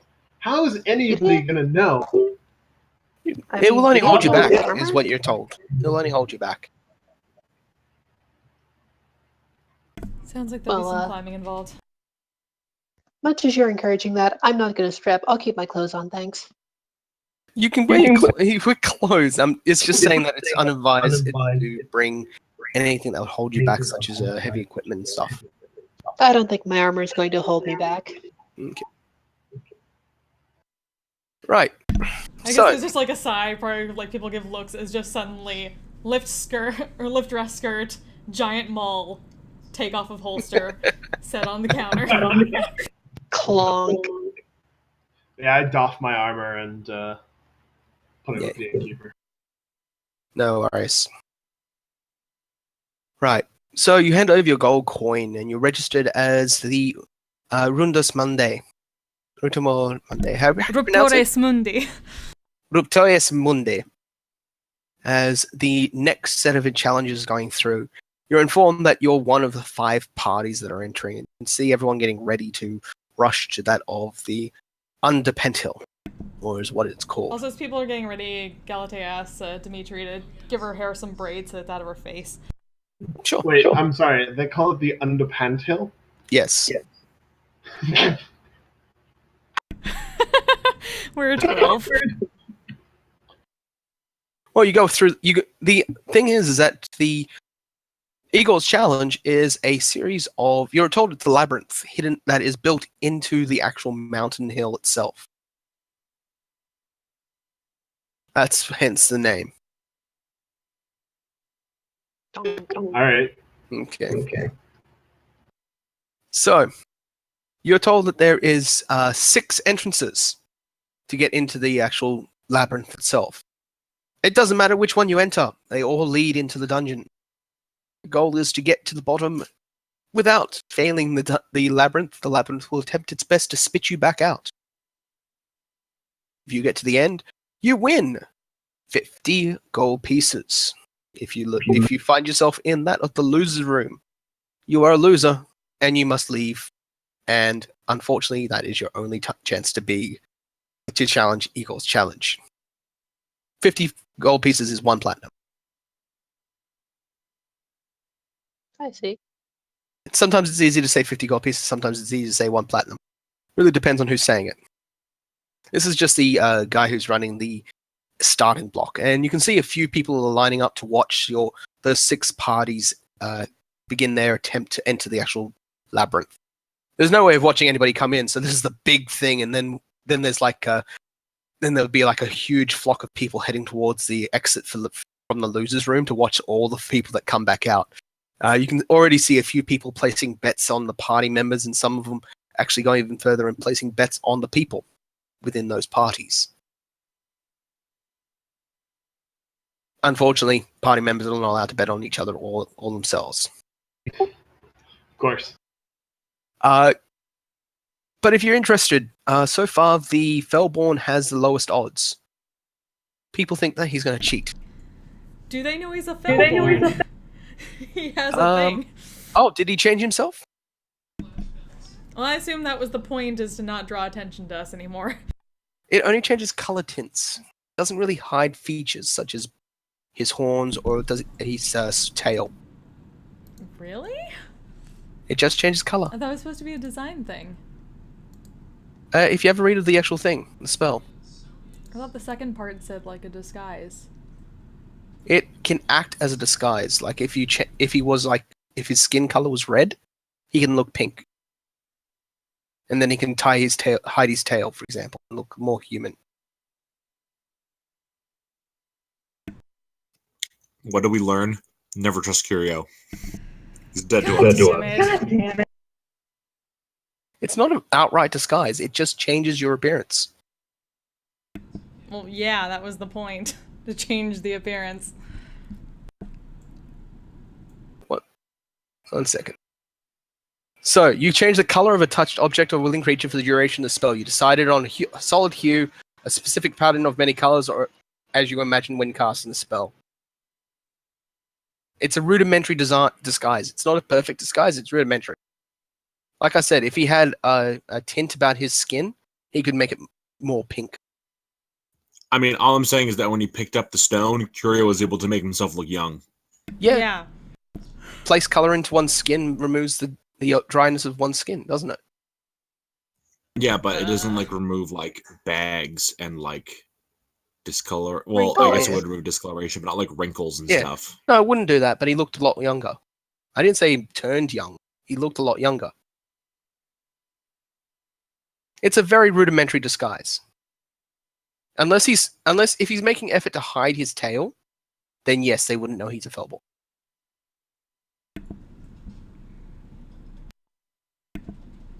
Yeah, I think we probably need to hide that, because that was the entire point. Yep. And if it couldn't do that, she wouldn't have even bought the thing. It has its thing. It is, like I said, a rudimentary disguise. Changes your appearance in just the rudimentary thing. As he said, it just basically changes the imagery of the actual thing. It can make something look satin silk. It doesn't make it satin silk, but it makes it look it. It gives a sheen, for example. Yeah, Of that wasn't like a worth silk. it then, because he still stands out as sore thumb if he's still a Fellborn. No, he's got a very light change. It doesn't hide his tail or horns. Those are physical things that can't be changed. Everything else can be. Yeah, it wasn't worth it then. Damn it.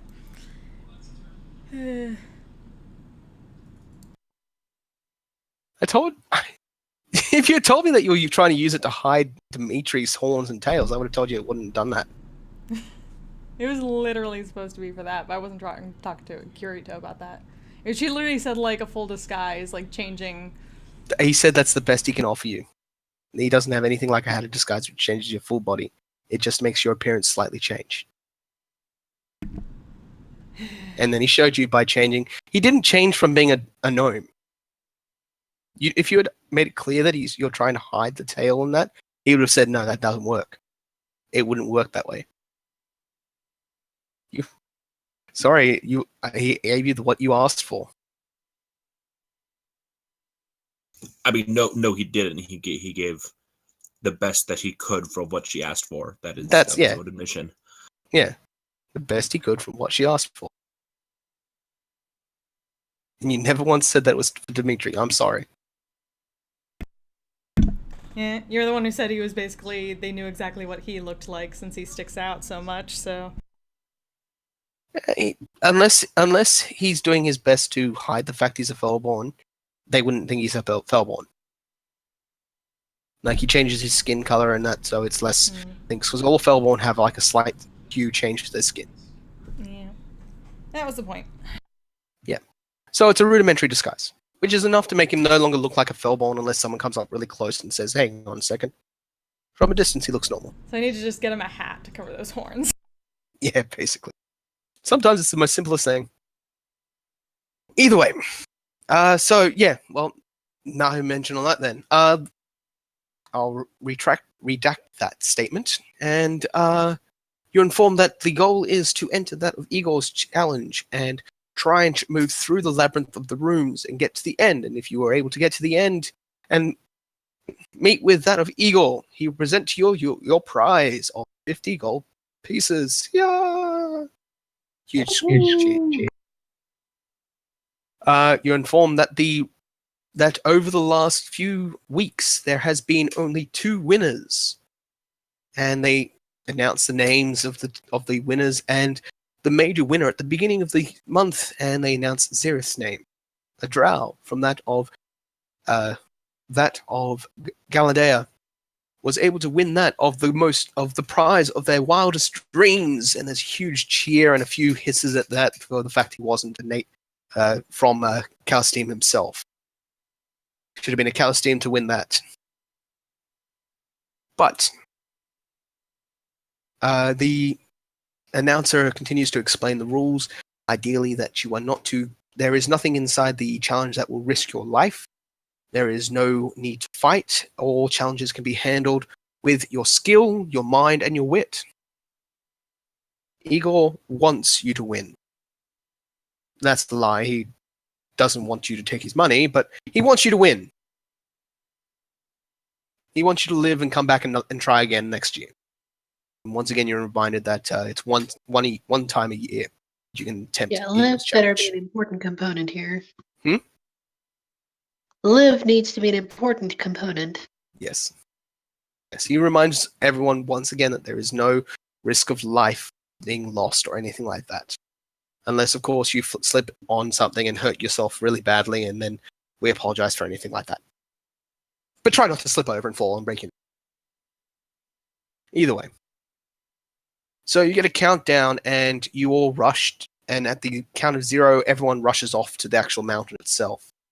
When you find yourself finding 6 paths that seem to split off, and each party takes a different path. Find yourself coming up to a thing. Apparently, there's no difference in which path you take. everyone gets the same type of entrance. It just splits everyone up from a huge mass trying to get into the actual dungeon itself. When you get into the area, you find yourself looking at what looks to be a slide entrance that goes through a metal chute. You're told it has like basic simple instructions of sit here, pull yourself forward, and go down the slide. You can see that. 1 second. You can see further down the slide. You can see what looks to be a rotating. The slide goes down a bit, and then it basically you can see what looks to be it rotating around in a circle. And apparently, it basically will catch you there and then release you down in the next bit into the dungeon. And you're informed basically it's one person per go. So who's going to hop into this slide first? You can see what looks to be basically a thing like rotating above the actual slide itself to basically give you an idea about where this thing is going. Okay, I'll go. Okay. So you hop into the slide. Roll me a d6 as you shoot off down.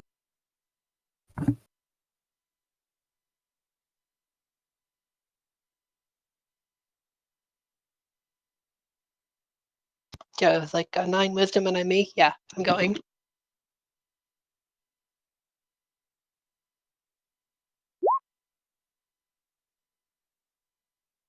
Okay. Rightio. You stop for a second as the slide rotates before sending you off down one of the paths. You have a feeling that you're heading down one of the 3 possible paths that it goes down. Who's next? The slide could have gone up. No, it's all down. It's all down. I'll It's go just- next. Just When you got down to the part where it stopped you for a few seconds, you can actually see that there's 3 different directions that you can get off. I see. Okay, so who's next? Ender. Mm. Okay. You slide down, and you originally saw where which direction Lynn went, but as you meet the part where it goes to the thing, you find yourself going down a different slide of which you saw Lynn disappear down. Bye, Lynn. You can just barely see her sliding down the distance. Just double check. Fist in the air, cheering. Oh wait, no, apologies. No, you're going down the same one. Oh. No, my bad. My bad. I read the wrong number. No worries. Yeah, you're going to the same one. Woo! Scared me there for a second. I thought I was going to a different path than you. No. I misread. We are gonna get so You're just like much out buying, you here. split off for a second, and then you're back together again. Like, oh hi. Yeah, basically. Ultimate high energy. Okay. Party. Esther's line. So who's next? Lucky number 3, I suppose. Okay, roll me a d6.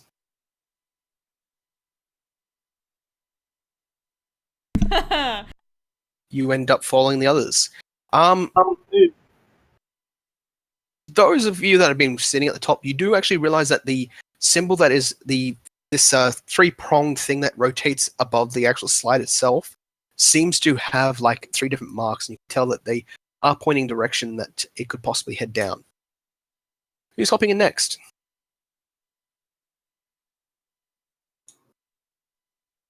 Go on, Esther. Yeah, right. YOLO. Okay, so who was that? Josh Grimnir. Right, roll me a d6. Come on, let's split the party. Esther first. D6. I'll go last. Okay. So whoever's hopping in next, we've got Grimnir, Esther. Come on! Esther and Grimnir and Dimitri need to roll me a d6. God damn it, people. Teamwork makes the dream work. We all know this to be true. Come on, Dimitri. You can roll Dimitri there, Flint.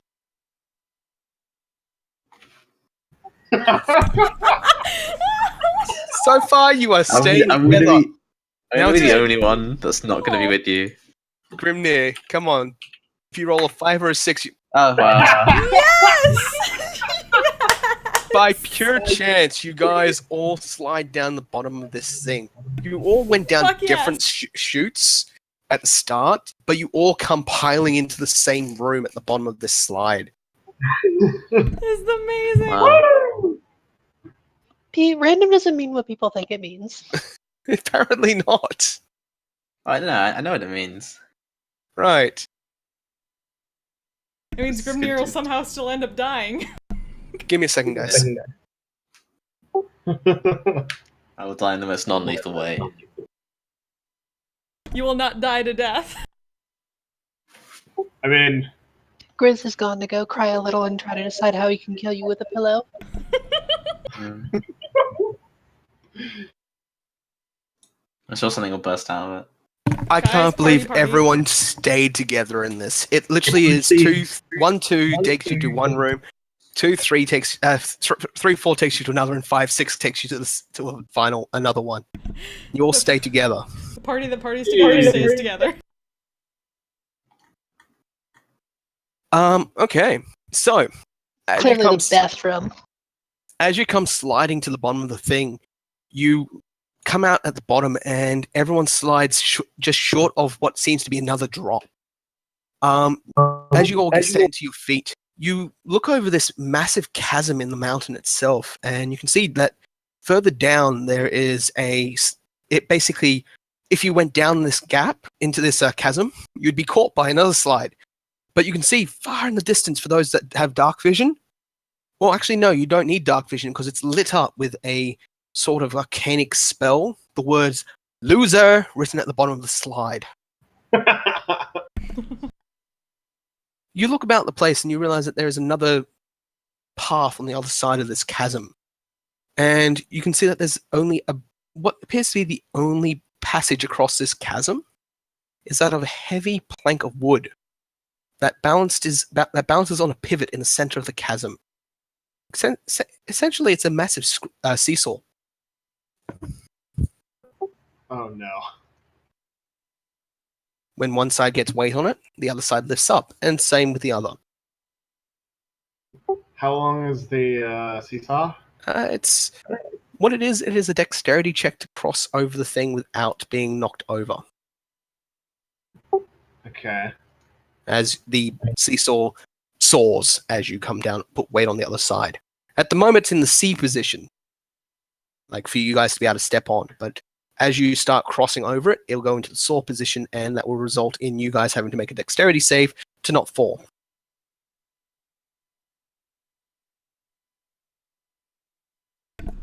Fun. Is anybody good at balancing? Good at running or anything like that? Athletics. It's acrobatics balance across this. Yeah. There's always other possibilities, so don't just think that you have to just follow what I say you have to do. That's true. I'm pretty strong and stuff. If the end of the seesaw is within reach, could I try and hold it Hold it so that flat, it yeah. doesn't, or so that it doesn't like tilt and upend people? Galtia could also probably help with that. Sure. So how about what's the plan? One holds one end and the other one crosses over to hold the other one, so it's balanced. I mean, Seems like a pretty solid plan. Yeah, ideally, yeah, that sounds good. Okay. So who's going to cross first and who's going to hold first? Or is it just like, hold it down, somebody walks up to the other side and like grabs hold of it, and then they slowly let it Yeah, lift up basically. and tilt The I'm challenge just saying, I'm probably not the right person to hold it. The challenge there is for the person holding it to make an athletics check to hold the seesaw from tilting as the person crosses. Okay. I got pretty good athletics. I too have pretty okay athletics. Okay. So who's going to hold first? End or Galatea? Or Grimney? Maybe not both. Sure. So, I mean, I'll- two hands is better than one, right? yeah, sure. I'll make whoever's got the better athletics to make the roll with advantage. I have plus And who's five. crossing? +5. Plus. Alright. Sure. You How do you guys have go. +6? Sorry, it is +5. What do we need to do? Is there How'd you anything that you need to do when you get to the other side for this plan? Yeah, someone needs to hold the other side. Yeah, probably hold down the other side as well. My strength's not that good, so also I would suggest, and this is the thing that we can do. We got rope, right? You should just Yep. tie yourself to this goddamn board. Yep. Yeah, did anybody bring rope? Did anyone bring rope? I How have, much? I have 50 feet of hempen rope. You didn't leave your stuff behind like you're asked to? Why would a Rope rogue is do invaluable. anything that anyone asked them to do? Roll me a sleight of hand to see if you smuggled it in without being caught. I mean, they didn't actively try to search us. They said, please leave this stuff behind. Yeah. And, well, we left our weapons, didn't we? What'd you get? Yeah, oh, yeah. You easily brought in the rope. You tied it around your waist as if it was a belt. 50 feet of rope untied around your waist. Oh boy. Underneath Just- the clothing, just- she just looks like a really fat old woman. That's not a rope. That's not a belt. That's like a full corset. And then some. She's an old woman. That's hot. Oh, there's a really high odds against Esther. Like, big payout if Esther wins on the bets. Ooh. Yeah, She because, just starts untying the rope and like people are stupid.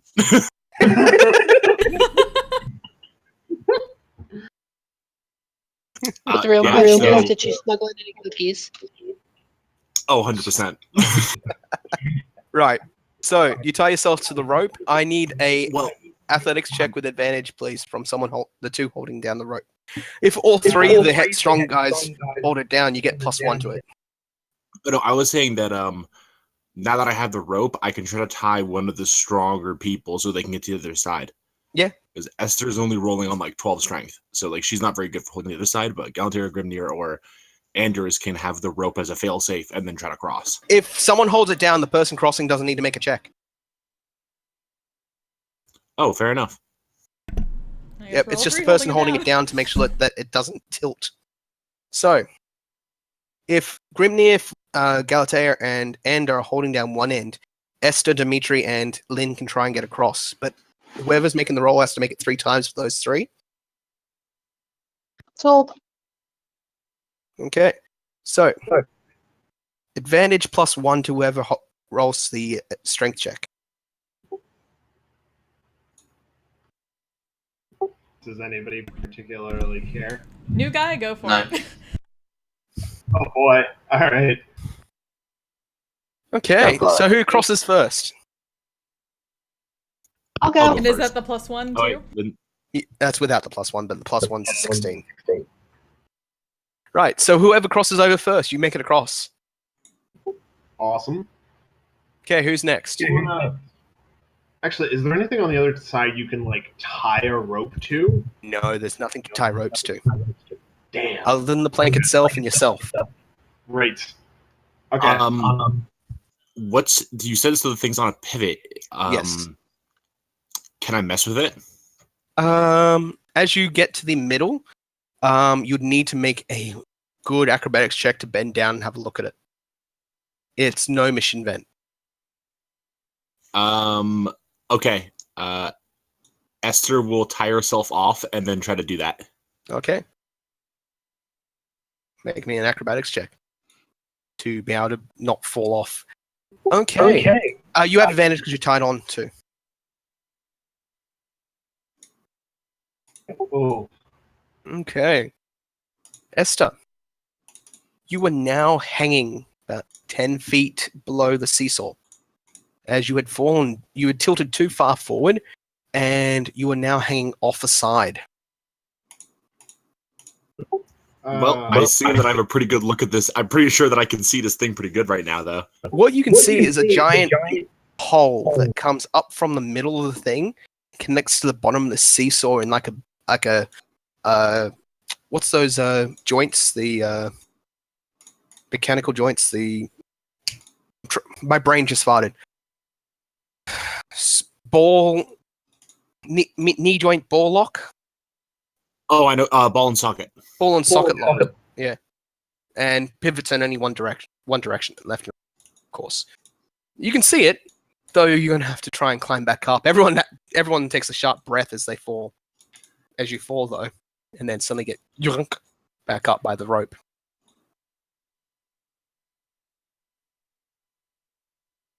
I knew you would fucking do that. It's nice to see someone else that reads that comic. Anyway. Yeah, but when you say that it's gnomish,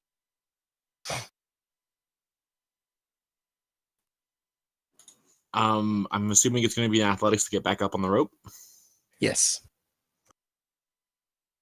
I'm totally just coming over to take a look at it. Of course, someone else can come along and help you climb back up, but they'll probably have to make an acrobatics to stay balanced on the rope and give you advantage to climb. Ha! Okay, so Esther, you start pulling yourself up the rope, and as you get a short distance, you feel the rope start to slip. Not from around you, but from the actual thing. She would only have advantage. Oh yeah, no, you'd get advantage. Apologies, you'd get advantage. Because I already told you I was heading out there. I wouldn't like to leave you hanging. Yeah, roll me an acrobatics to make sure that the rope is stable for her. Yeah, you get across easily and you're holding on. Okay, make your roll again with athletics with advantage then. And you look up as the rope starts to slip and you see Lynn at the top holding onto it for dear life. You're easily able to scramble to the top and you're hanging off the edge. Unfortunately, there's not enough space for both of you to be on that same section at the same time. But, yeah, unless you really want to try and mess with this thing, Lynn getting across and then you climbing up would be the best option. But hey, you get a closer look at the ball and socket joint. And I do own a hammer and pitton. Yeah. Did you smuggle those in?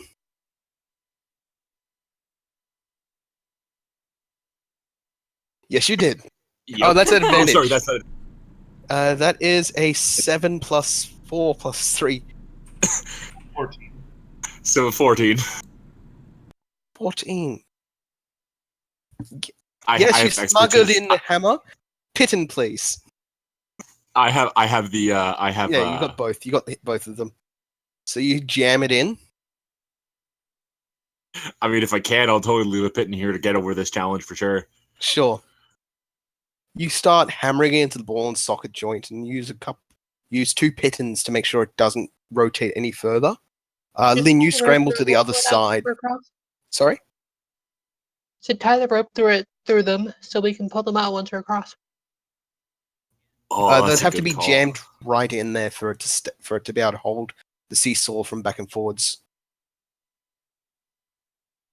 It would require a good bit of strength and very strong rope to be able to do that.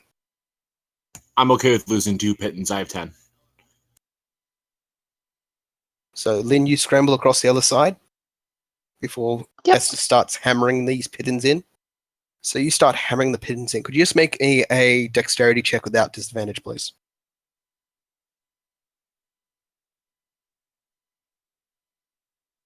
No, sorry, strength check. I meant strength. Sure, fantastic. Yeah, they seem to stay. So you climb up to the top of the thing, and then you scramble across the other side of the chasm? Yep. Okay, who's going next? Anyone can use the rope if they want to. I'll throw it back over. Or actually, with 50 feet, whatever. I'll try to throw it back over. Oh yeah, easily, because you tied it to one end and then kept looping it around the thing as you went down, so that you wouldn't fall that far, type thing. Yeah. So if anyone needs it, they can use it. It's fine. So who's Necros next? Dimitri? Yeah, it's probably Dimitri. Are you guys releasing the thing to trust Esther's handiwork? No, not yet. No? I mean, we can test it now just a little bit, but other than that, So if you release it, the seesaw doesn't move, rock back and forwards like it did when you first held it balanced. If It's still anything, at just one more. Like it stays at its flat plane. Like you I both. give it some experimental like taps on the one side to see if it moves. Oh, it I does agree with because that. it just basically is an extended piece of plank, so it wobbles slightly as you would imagine. Okay. Because you have to bend down and lift it up to a level state so that you can hold it up once they go across. Right. Everyone thinks the Fellborn will cheat. No one expects the grandma. Okay, so you guys are going to cross this challenge easily, bastards. Da-da-da-da-da-da-da-da. Okay. You come across to the other side of the chasm, and there's a little short walk to what looks to be a basic metal door, which slides open when you approach it. Beautiful. Lynn, you marvel at the beauty of this wonderful gnomish style mechanics and everything like that. You assume that there's tons of mechanical work hidden behind the stone walls and everything like that.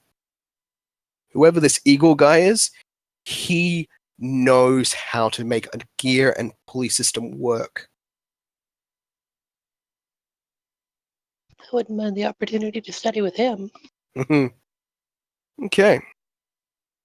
So, on the other side of this door, you find yourself looking at what looks to be a T section, one heading to the left and one heading to the right, as well as a small apex in which there seems to be a vial of something lying on a cushion.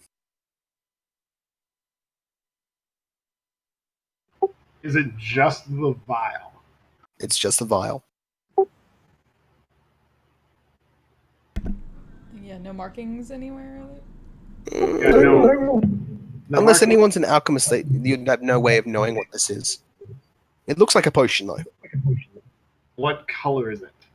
It's hard to tell. It's like a greeny blue.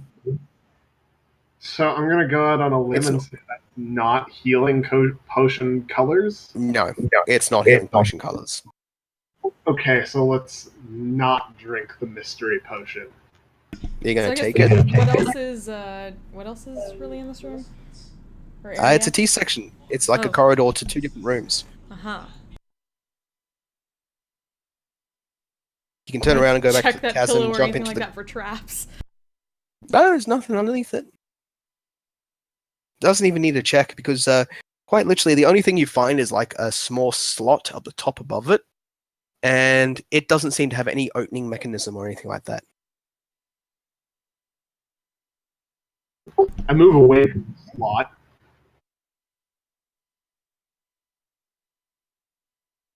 Do you take the potion? I don't take it. I don't trust it, whatever it is. There's no indication of what it is. There's no nothing. It's A free item that's lying on this bed, this pillow. I think we should tie a rope to it, stand back, and take it. Guys, really it's taking a You potion. got your we mage don't even hand, need to right? tie the rope. Wait. Yeah, it's just Mage I've got hand, mage hand. We don't even need to tie things to it. Just have a mage can carry it behind us. You use mage hand to pick it up. Who takes it? Mage hand does. When we went to check for traps, you said we lifted up the pillow, right? There's absolutely no traps. Okay, but that means we If it's lifted up the afraid, potion. though. I'll take it. You'll take it? Okay, I wonderful. mean, if no one, no, I'm saying if no one else would wants to, I will. I've no. So aversion grimly to you walk over to holding the a potion. over to it. You pick up the vial. Nothing So, happens. Nothing at all happens See? when you pick it up. See, I'm going to babies. gasp dramatically. Okay. Please This take was a note trap. that you. Please take note you have a potion of AF. Okay. It is I'll write potion that as down. fuck. The Okay. potionest potion in the land. So, if you guys want to split up, you can here at this junction, or you can stay together and go to a different room. There's one leading to the left and one leading to the right. I mean, I think we're Hands doing up, pretty everyone well who as a thinks we group. should split the party. Oh, one of the things the announcers did No. say is that all roads lead to Igor. There is no dead ends, just falling into the losers. The only dead end is becoming a loser and it joining people down in the losers. That's it. There's no dead ends. So you could easily split up if you want to. Is there anything distinctive about like either route? Nope, leads to a door. You can't tell what it is until you go through it.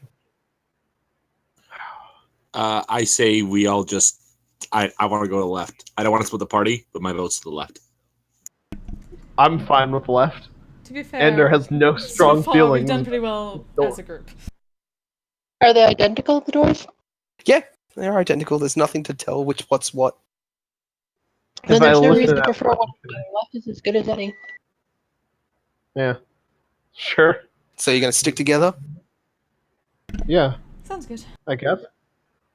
As we go through the left hallway, I'm going to take a piton and a hammer and just mark on the wall really quick that we were here. And what? Like hammer in the name of the party? No, like literally just do a line. Oh, okay. Right. Yeah, it's just to keep track of where we were. Oh yeah, that's a good point. Because this guy is supposed to have made like a labyrinth or something. Yeah, exactly. So I just marked that we were here and that we went the one way, and that was it. I do like Okay. the idea of like Cryptonis Mundi was here, W-U-Z. Yeah, I like the idea that you're misunderstanding what he means by labyrinth, but okay. It's labyrinths are defined as a complicated maze. I don't know what there is. I don't know how there is something to misinterpret. I know, but that's how I like how how he misinterpreted what labyrinth meant. The announcer, that is. He literally says that all paths lead to Igor, but it's a labyrinth. That makes no sense. I know. I know. All right. I hate this continent. It's probably just upselling what's inside. Up Sure. is down, left is right, dogs and cats living together, mass hysteria. Right. So you head through the door and you find yourself coming into a room that is quite large. It seems to be unadorned and shaped like a teardrop. Quite literally. You enter on one side of this teardrop, quite at the bigger end, and it seems to go to a narrow point at the far right. And as you enter, you can see that the apex of this teardrop has the word "loser" written above it, and a chute, like an opening on the ground. Uh-oh. You all come as you come into the room. I have a bad feeling. As soon as this happens, I'm hammering a pit into the thing and putting a rope around it. Again, Yeah, I grab so onto what? you. I'm hammering a pit into the ground and immediately putting a rope on it. Yeah. Like as soon as you see the loser thing, I'm like, nope. I grab onto you. I You shall hammer not it be a into the loser this stone. day. You hammer it into the stone on the ground on the inside or the outside of the door. Actually, I just stand in the door, I think. Okay. Across the room, you can see the exit. Quite literally, it's a simple walk across the room to the other door. No, it quite literally looks like a simple walk across the room. Okay. So whilst End is standing in the door, who goes across the room? Hey Lynn, send your mage hand across and like poke at things. Okay.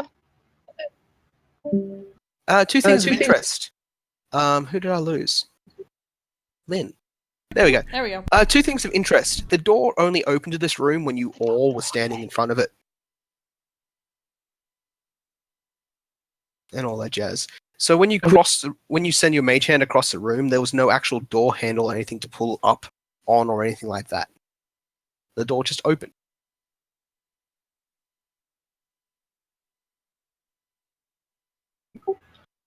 Wait, the door on the other side of the room No, opened? the one that you came in through, that you're standing in. Okay. Yeah, so basically we're all like looking into the teardrop room and we're all in the doorway looking into the room but not in the room yet. Yeah, That's my understanding, correct? yeah, pretty much.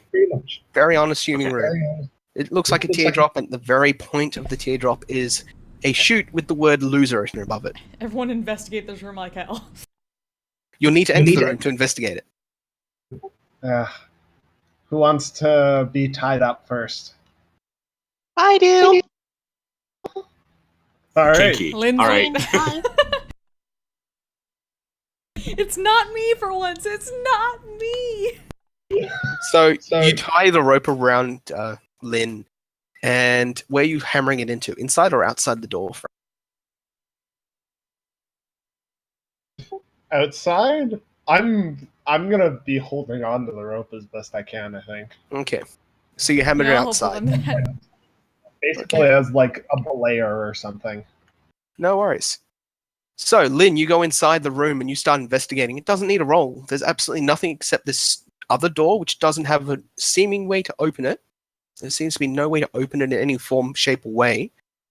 And the chute at the very end, with the word loser written above it. This isn't really in magic. It's just written in, basically, the word. It's just carved in wood, into the stone wall.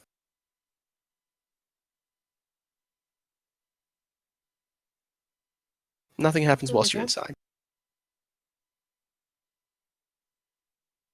I'm going to look back to make sure they're still holding the rope, and then I'm going to Yep. walk to the apex of the room. There's nothing interesting there. Except that there's a chute. Looks like another slide, though. I'm going to turn around and shrug. Someone else want to try walking out here? I say we be safe, get Lynn to hammer a new pitten, and then take out this one, and then I'll just go in the room. This first door opened when we all showed up. I got no reason to think that stuff's not going to happen until we all go into it. It's fair. So you all enter the room? No, I'm putting a line towards the other door, I would guess. Sure.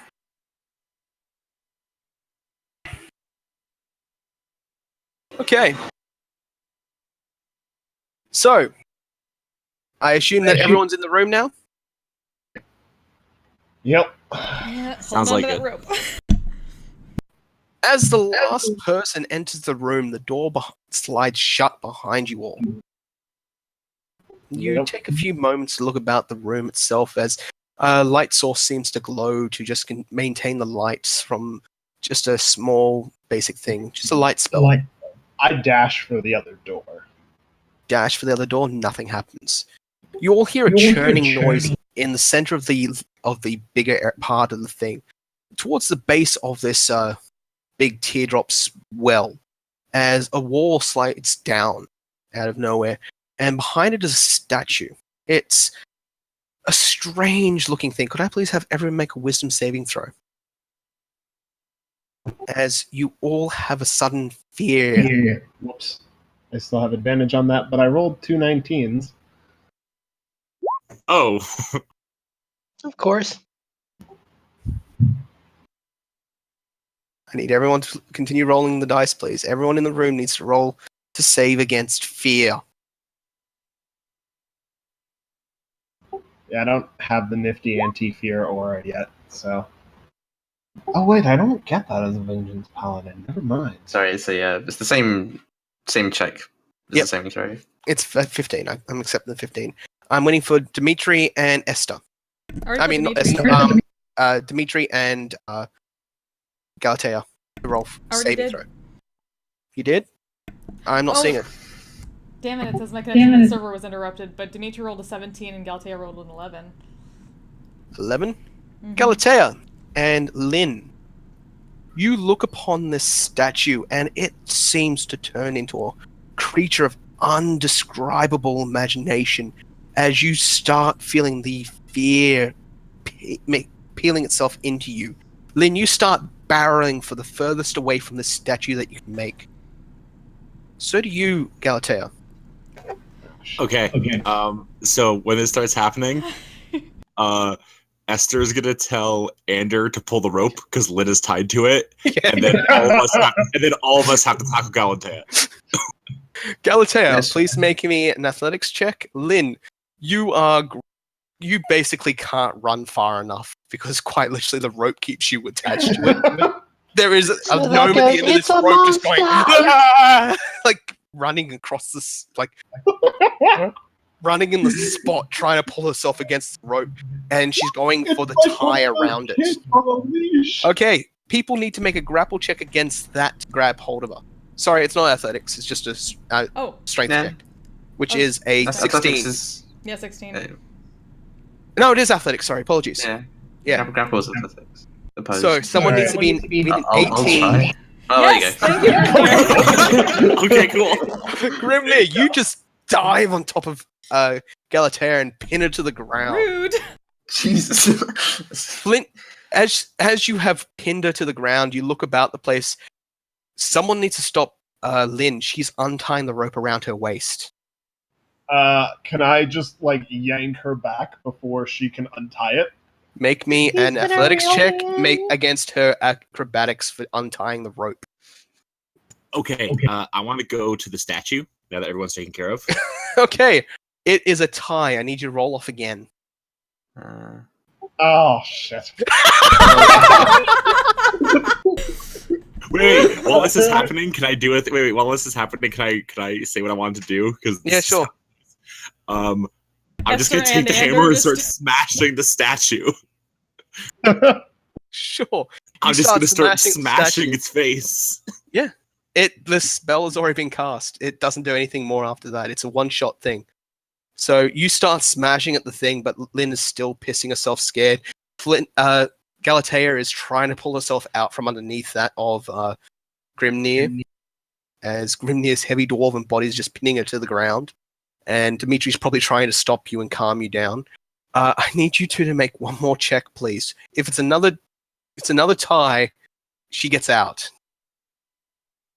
Don't roll better than it. God damn it, Lynn. Too Lynn, good. you feel yourself being tugged around as you hear the smashing noise, and you turn back, and all you see is Esther being devoured by the statue, despite the fact that in the real world, Esther is destroying the statue. You grab hold of the rope and you pull it free. And you fall face forward and slide across the ground directly towards the slide. Shit. Can I like dash for her at this point? I guess. You would I have have to. a nice move speed. I'm sorry, but from where you were standing, she's already in the slide by the time you reach her. Damn it. Okay, I'm a rogue, so I can dash whenever I want. You were busy with the statue. Okay, fair enough. I'm sorry, Lynn, but you slide face first into the loser's lounge. Oh. Damn it! Well, can Dimitri not do anything? Well- He's essentially free. Okay. A few moments pass, and everyone's worried about Galatea and Lynn. A few of you stand at the entrance to the chute, calling down to Lynn. But Lynn, you find yourself sitting in a room surrounded by a few others that have already fallen into the few traps that have left them into the Losers Lounge. Losers Lounge is actually quite a comfortable place. It's got a fire roaring. It's very comfortable. There's a nice little buffet at the bottom of the thing. And you're informed that you can't leave until all your party members have joined you, or there's been one of your party members has become victorious. You also informed that you are the 8th person to be a loser in the midday Eagles Challenge. Congratulations! Like party poppers are popped in your face when you come sliding at the bottom. Aw. Gears up for Lynn. A few moments passed, and Galatea, the fear finally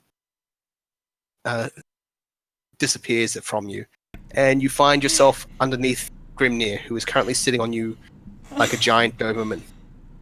I'm sorry about that. Off but- me. Yeah. Understood.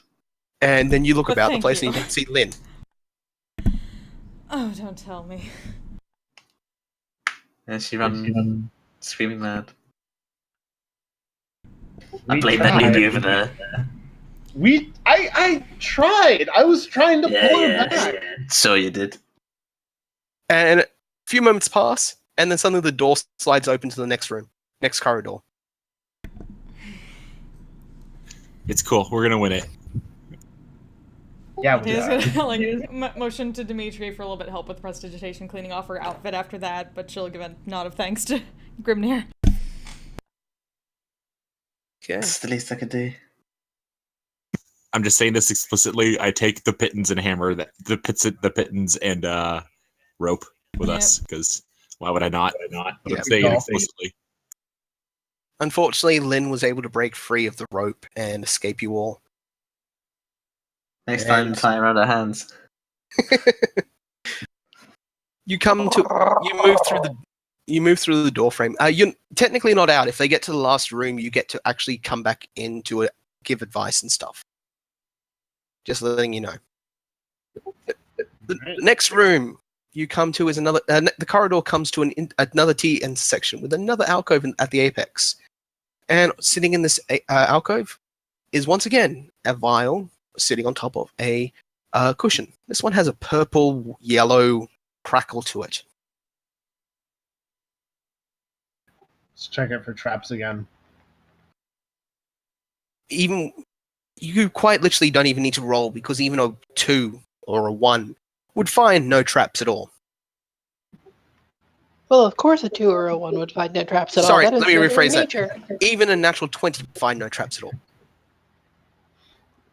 It doesn't matter what you roll, there's no traps. Alright. Do we want to take this one too? Of course we do. I mean, should we, in case I The get fourth wrecked, one will be trapped.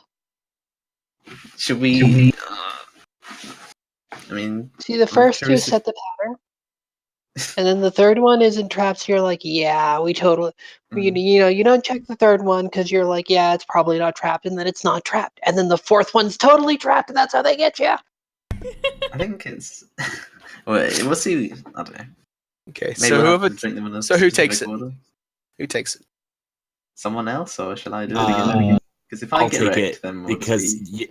yeah, I think splitting it up just in case someone gets wrecked is a really good plan. So I'll take it. But So you have we a might need potion of one TR. them, Got it. TR. It's AF. Okay.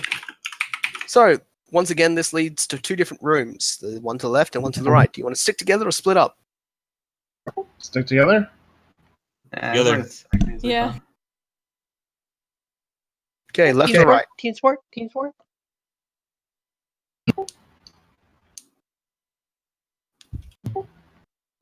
We went left last time. Should we go right this time? I'm feeling going right. Let's go to the right. This guy. I don't trust any of you.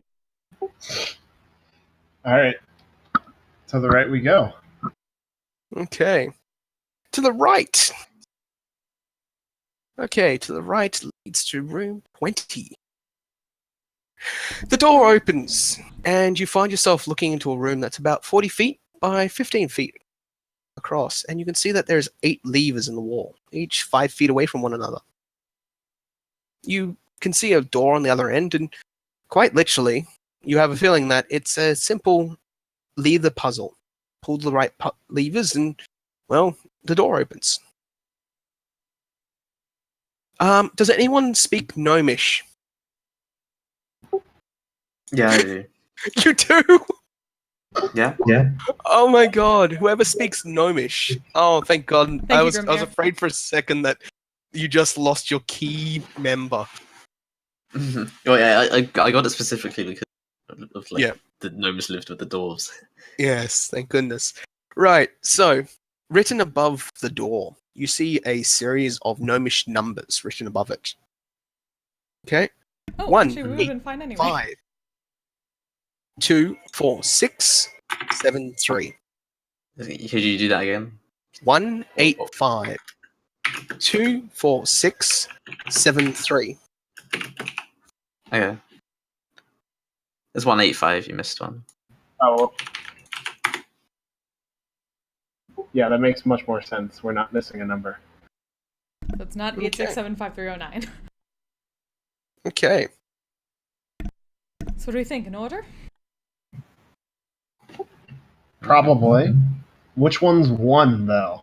It's quite easy. They're literally in a row. Oh. Okay. I thought they were on, like, both sides of the hallway. My bad. Okay. Do we Wanna want the to thing just pull in them in case? order? fails us. I mean, you can't really go wrong with it, right? All right, let's just hit levers. Let's do it.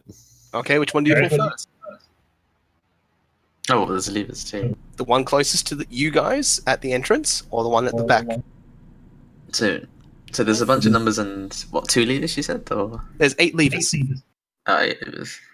There's Okay, 8 so levers. when we enter the room, Yep.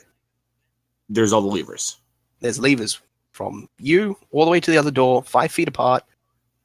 5 feet from the door, then there's a lever, 5 feet, lever, 5 feet, lever, 5 feet, lever, 5 feet, lever, and so forth, all the way to the other side of the door. So right when we enter the room, what's the lever on the left hand, farthest to the left? They all are on the left side of the wall, and there's nothing sitting above them. No, I get it, but I'm saying is that like But can you order them from left to right? I guess. I mean, That's the thing. Which one do you Yep. trust? Which is 1 and which one's 8? no, that's what I'm Yeah. trying to figure out. I'm saying when we enter the room, like using that as my point of orientation. Yeah. What is left to right? Here's a question: would Grimnir know whether Gnomish is done in right to left or left to right? No, it's more of a question of, is the one closest to the door of the entrance 1 or is it 8? Is what you're asking me. That's what I'm saying. Like, do they? That's what you have to gnomes- pull the lever to find out. so this could be in a few ways. So now we really need the rope. Well, either this, either this is telling us which one's what, but Here, let me just quickly draw up what you see. so what would the order be? Like the order we have to pull them in, or the numbers, the order that? Probably I guess the that order would you be- have to pull them in. That would be Yeah. my thought. 3, 4.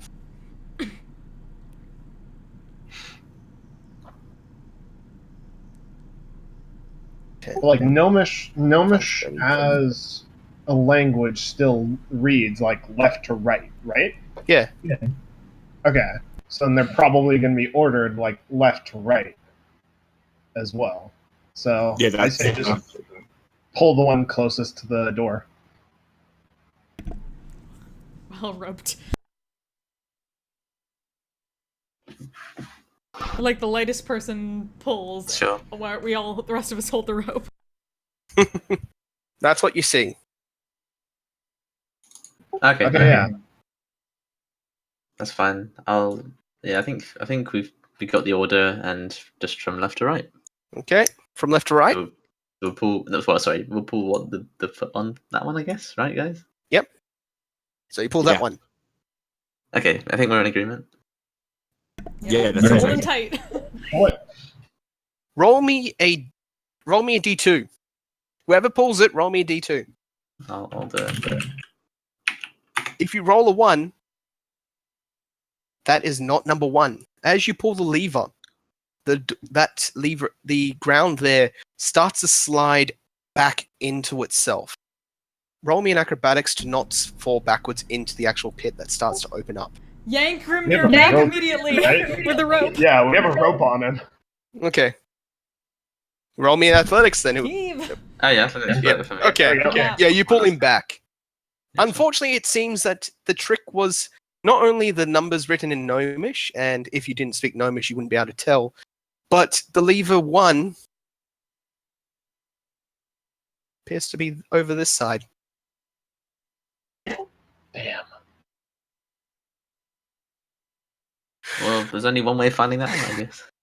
No, I guess you move so. over to the other side and you find out that that is correct. And you start pulling the levers from from right to left, being 1, 2, 3, 4, 5, 6, 7, 8. And at the end, the door slides open. So we can still get to the All end. right. Yeah, yeah, you can. With the rope, you don't need to make the check. Awesome. Because you'd have advantage, and then everyone using help in case he falls, so yeah, no. Unless you rolled a 1. Roll me a 1, whoever pulls the 8 lever. The only way you can fail is if you roll a 1. On what? On dexterity. Acrobatics, sorry. Acrobatics check. Someone with a good. Okay, good.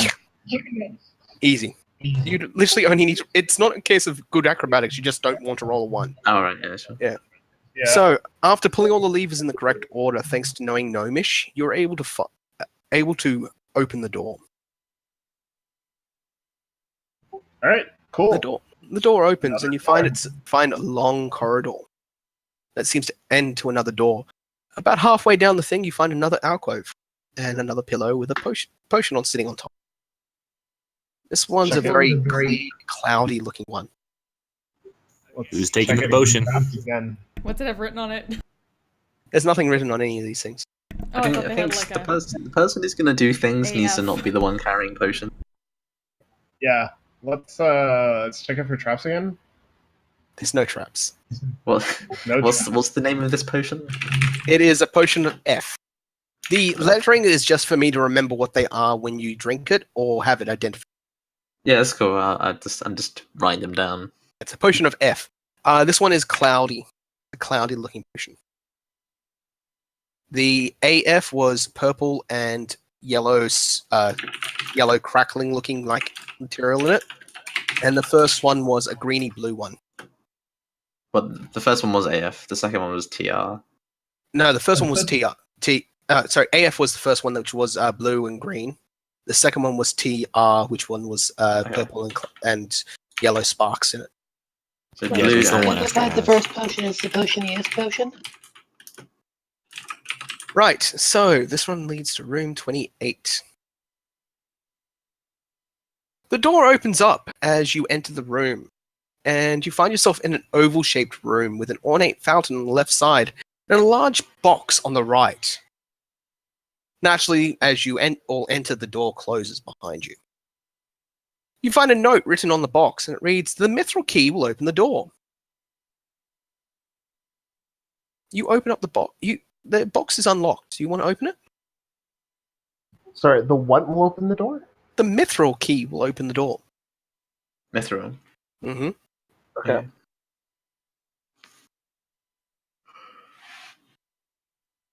Like search around this room. So, you find a fountain with water in it, and a box with the words, "A mithril key will open the door." Do you open Does the box? does the fountain have water in it? Yes. Does the water have a key in it? No. Do we want to just open the box? Let's open the box. Someone who's not holding a potion. So I'm you not open, holding a potion. I'll open the box. Yes, you do it. so you open the box. What's in And the box? As you open the box, you find Keys. yourself looking into a box filled with keys. Nice. Filled to the brim with keys. Almost all identical looking, all steel-like looking keys. And you can easily tip it over, and if you do so, the keys will just spill out. But Jesus. from what you can tell, there's over 500. Well, I'm proficient in blacksmithing. Can I sort through them? Sure. How many Yeah. keys are there in there? Sorry. 500. Jesus. Roll me a intelligence check with proficiency because you're dwarvish. Sure. I'll just roll it and add a 2. Okay. Unfortunately, you really haven't worked with mithril before. You're not really much of a man that works with mithril. Well, that's fine. I mean, as long as I can identify everything that's not mithril, that puts us in a better advantage. They all look the same. Okay, so here's the plan. Take bundles of 50, put them in the fountain, see how much water it displaces, take the one that takes the least, cut that down into 10s, do the same thing, and then we'll analyze the last 10 keys, see which is the lightest. Mithril is famously light. Yeah, That is it's true. It's a light. And if it's lighter, it'll displace less water. Uh-huh. Okay, so you start doing this, and It'll You find- displace less water if it's floating. yeah, it floats. Oh, right. Oh, nice. Okay. Oh, it just mithril key floats? floats. Oh, okay, cool. All right, that works too. So only one key does. Yes, only one key does, and it's the mithril Sick. key. Mithril is pretty much looks 100% like steel, but is just like 10 times lighter than steel. I And had the size no of a idea it was key, light enough to float. for the size of which the keys are, a mithril key that size will float in water. Cool. We found the key. Awesome. Okay. Altea just does one of those like arms crossed, just kind of admirable nod. I like how you Nice work. immediately started doing displacement of water shit. 50, 50, 50, 50, 50, 50. Anyway, you unlock the door and you find yourself going down a passage. As once again, you find yourself passing that passage and sitting on top of a pillow. This time is not a potion, but a small marble. I checked the pedestal for traps. It's an alcove. The alcove for traps. I'm sorry. Roll me a perception check. Oh wow, there might actually be traps. There's no traps. Oh fuck. There's no traps. There's no traps. There's no traps. There's no traps. All right. Well, there's probably no traps, guys. I know, that doesn't mean that. Okay. Okay. So who picks up this? marble? Do you want to take this marble? Someone who doesn't have a potion. Somebody else. Galatea and Lynn Lynn, roll. you find a trap. That pudding is delicious. Lynn, don't steal a good roll here. That pudding that you just It's ate so is such a sneaky. trap. You can't help but eat another serving. It's a fat trap. It's a trap. I hope Grimnir will still protect me when I'm bad. It's alcoholic. It's an alcoholic pudding. Oh boy. By the way, the losers' lounge is slowly filling with other people. Luckily, none of them are your friends. We're too good at cheating. Hey, Okay. we're pretty good Don't at you this. mean winning? Nothing So- in the rules Yeah, against bringing rope. There's like a big loser thing. I was tempted to like go across the room to that door and just be like, winner. There was actually no losers actually here as well in this room. It quite literally was a case of do you spend the next 2 days looking at trying 500 keys in the door. Dump. Technically, I shouldn't have let you guys know that this rule is light if you don't have the knowledge. That was completely meta, but meh. Moving on. Yeah. Who wants to take the thing? Well, everybody else has potions except for Galatea and you. So Yeah. what's between you two? Suppose I'll hold it. Yeah, I kind of want to keep poking dangerous things. Or potentially dangerous things. I'm perfectly fine with you doing that. Okay. So. Oh. Okay. Well, that sounds promising. As you enter this room, you find yourself in a very large room. And the door starts to close very quickly as you all enter. As you're quite used to, but this one's a lot more faster. Then you start seeing a countdown in mage script. Above the door, but on the door that is the exit, start to count. It gives you a 3, 2, 1 count off, but then it starts with 120. Then it ticks down to 119. I will now pause, but when I say go, you will literally have 2 minutes to figure out this puzzle. Okay. Okay. What else is in the room? You see above the door a script written in Common, Elvish, Dwarvish, all languages. You see the words in Common read, "Only the fast and fleet can escape the sleep." In Elvish and other languages, you see different versions of saying fast and fleet, like quick and free, swift and unhindered.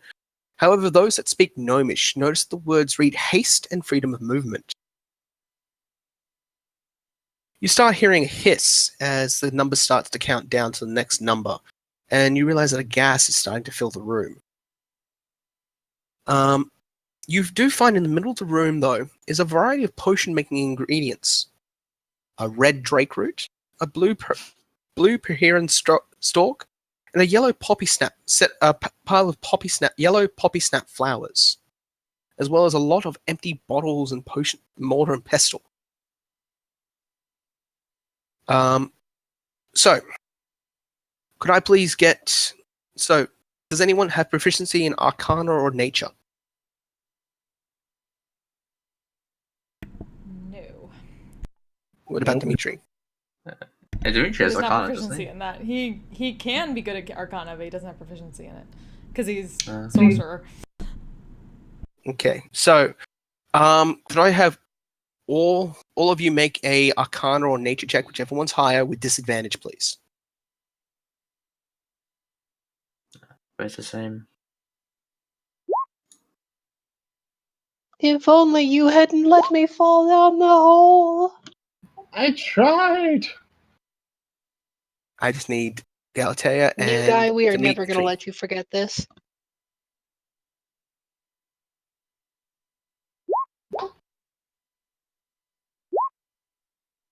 Oof. Haven't seen him hit anything in Flash. Drop me down a hole. He was billed as much more exciting. Wow. Okay. So no one had Arcana or Nature as a proficiency, huh? History, perception, No, persuasion. we've mentioned that before. No. That's Only why they Lynn. keep me around. Okay. So, is the pudding magical? Totally magical. It's the It is most... magically delicious. It's chocolate with a hint of caramel sauce, as well as a hint of Bailey's in it.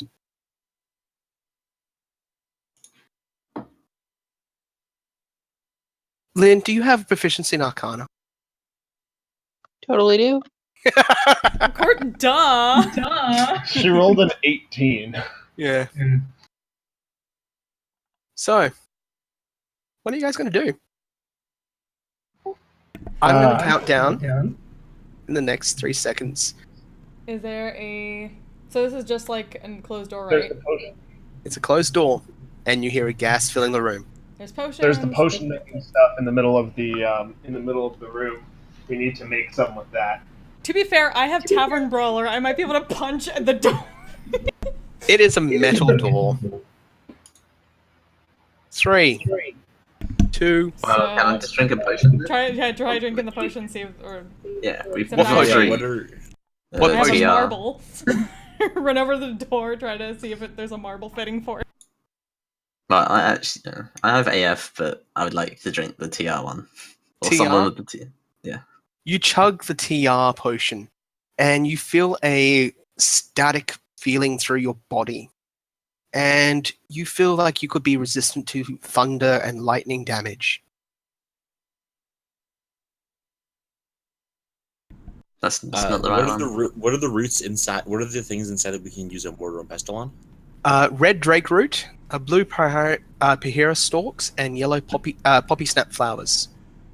Yeah, so we all just try making a different combination really quick. Okay, Yeah, your that's timer. Have the ropes around us so maybe we won't fall. No, that doesn't matter. Okay, Yeah, so probably not. I will give you. I'm going to give you 4 minutes because I'm nice. I'm No, making 5 a minutes. green I'll give you 5 minutes. Okay.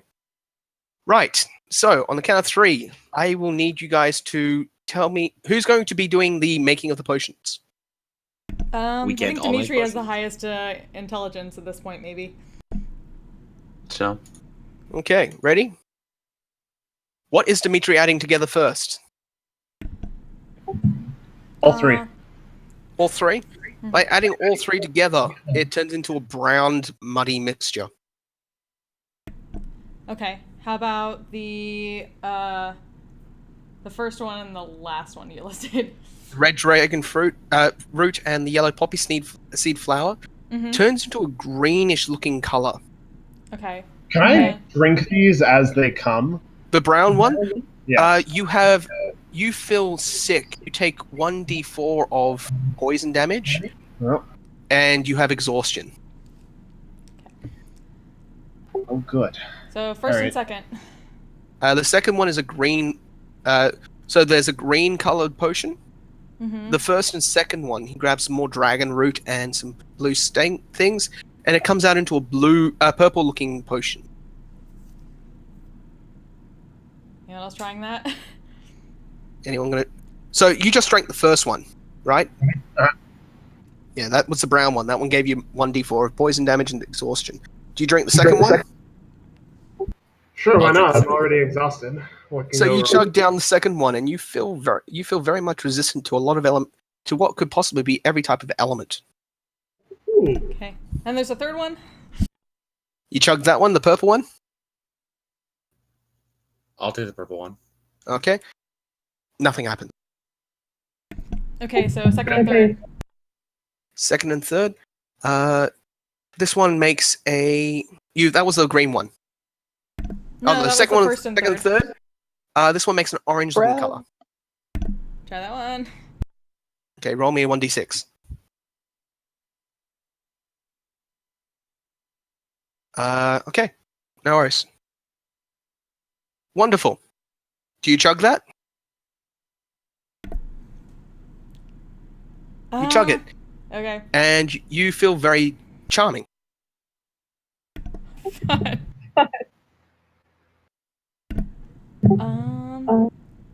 Have we missed any combinations? We did all three. Did we do First and second, first and third, second and third.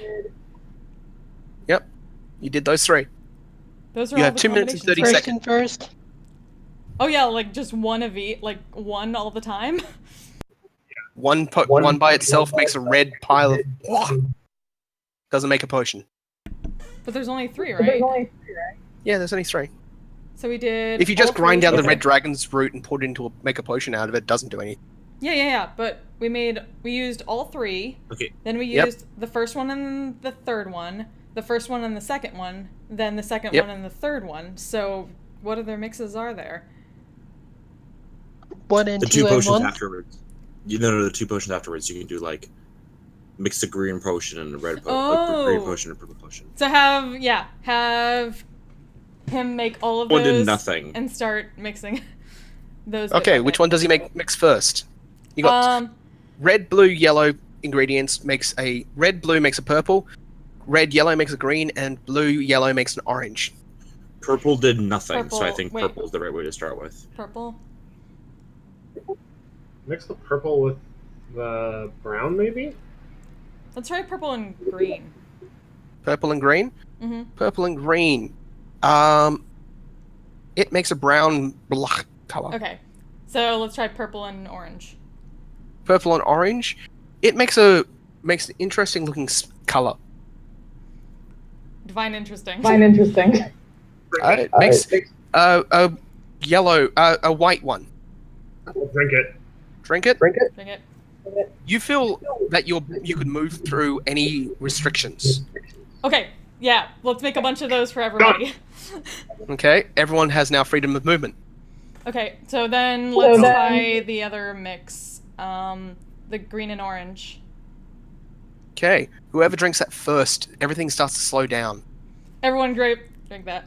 Or wait, we need Okay. haste, not Chug, Whoever- chug, chug. Or does that mean? Whoever, It's haste. Like, Okay, haste. Everybody gets that. we've got 25, 24. And then everyone who drinks it, whoever drinks it first, Dimitri drinks it second, because he's making the potions. Let him go Yes. fast. yes. Okay, quite literally, with a few moments later, you've drink and down enough of the potions, haste and the freedom of movement each. Because you had 20 seconds when you finally figured out the last one, there's the bell, you made it.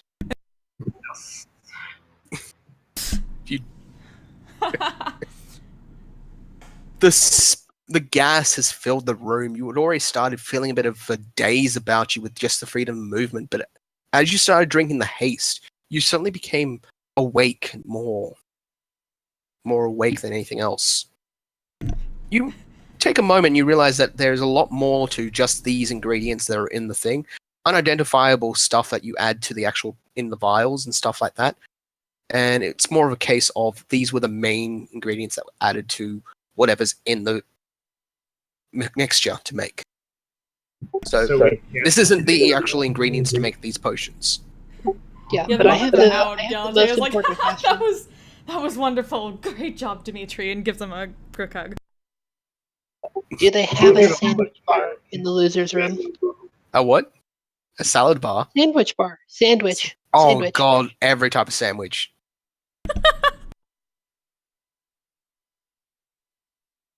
See, the biggest danger about you all being in one room is if something like this happened and you failed, everyone lost. True. Oh, there's my phone going off. Hey, honey.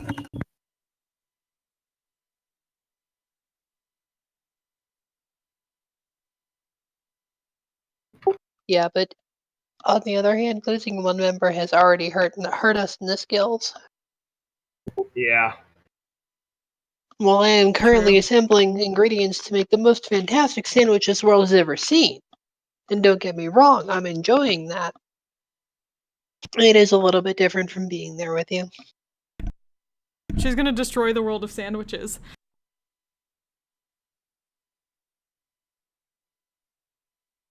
But yeah, how do I keep ending up doing this Scooby-Doo thing around you guys? I don't know. To be fair, you're also doing the Scooby-Doo thing by eating a lot of sandwiches.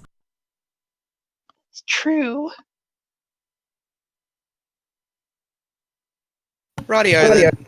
I'm back. I'm a little bit disappointed that you all didn't split up because you would have gotten a lot more free shit. As you come through the door that slides open after the gas vents, you come out and the potions wear off as the doors open. And you come down another corridor that leads to another door, and you find another alcove with an item inside. It seems to be a candle. Checking for traps. Roll me a perception check. An investigation. Oh, I have shit investigation. Yep. I think I might still have a disadvantage on, but yeah. It's been a while since I rolled. Andrew below. also has exhaustion, so he has disadvantage on all skill checks as well. Oh yeah, that's true. I am still exhausted. There's no traps. But to Ander, there is traps. There's traps everywhere. It's a trap! Okay, It's a So- tarp! there's no traps. Just a candle. Do you take it? Well, can't hurt. And it's the last time without a thing, so he gets the trap Bring me a candle. souvenir. No! I've been trapped into carrying the trapped candle. Okay.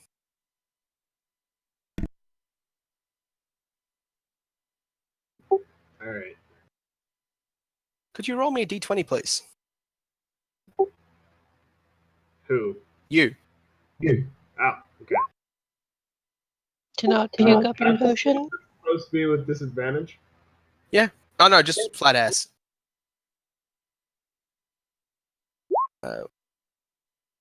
Three. Oh, good. Okay, wonderful. As you pick up the candle, you lift it and you feel a sense of chaotic energy through it. But it doesn't seem to be neither good nor evil, just chaotic. The Froyo is also cursed.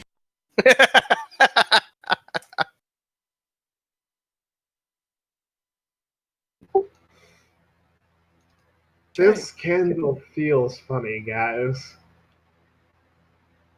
What's your I alignment? don't like it. Honestly, I haven't really chosen. I figured probably like neutral good. Okay.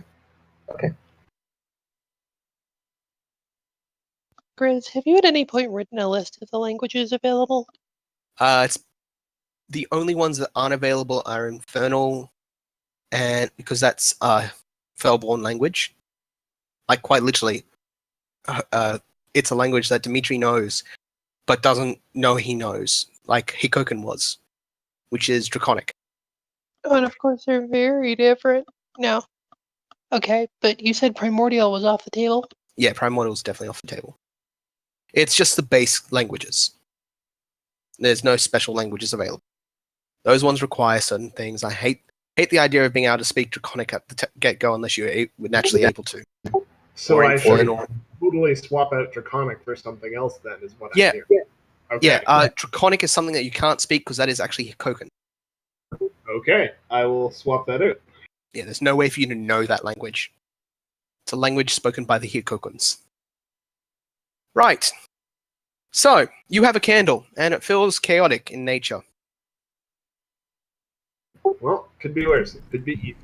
Also, as we're going through this, just given that there was like a lot of different languages and stuff like that, Galtea is going to ask Dimitri to cast Comprehend Languages for anything that comes up.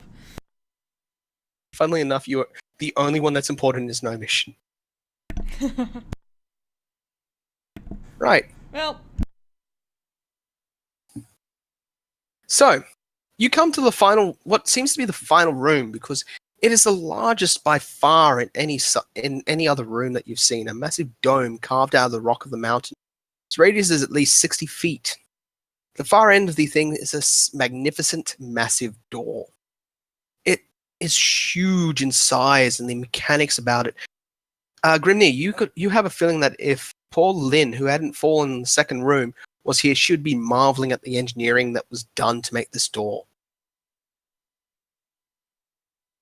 Unlike the walls that are still rough stone, the floor has been flattened, polished, and into a glimmering sheen. And into the floor is carved 5 massive murals of dragons. On the back of the wall is 5 large vessels in 5 different colors: blue, red, yellow, green, and white. The water inside tends to be dyed the same color as the vases. You see written on the door itself an inscription that is written in all languages, and even in Gnomish it still reads the same. Color us in our true form, reveal our true form of our colors, and the door will open. Fail to give me the right color, and the floor will swallow you whole. It then continues, and you see the word, I am the red, and I am the one. Give me a second, I'm just going to remember. Sorry. I am the red, and I stand strong, tall, and proud. I keep those separated on either side of me. I am the blue, comes the next line. I do not appreciate that of the red, and I stay far from him. I am the white, and I too do not appreciate that of the red, and I stay far from him. But the black is my opposite, and he is further still. Sorry, no, I am the blue, and I stand to the left of the red. Apologies. Next is I am the green. I am the opposite of blue. And I am the black. And I stand far from my brother, the white.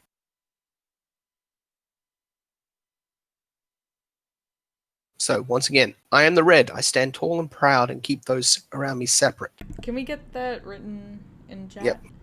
Yeah.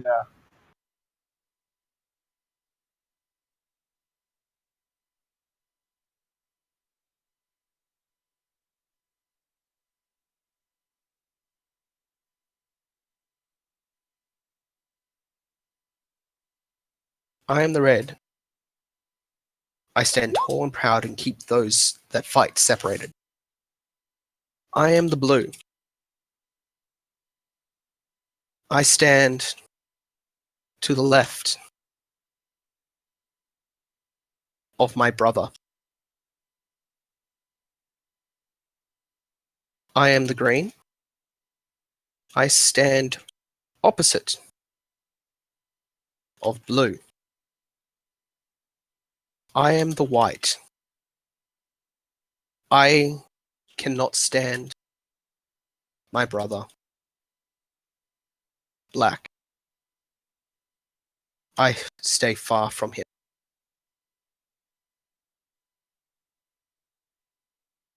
I am the black.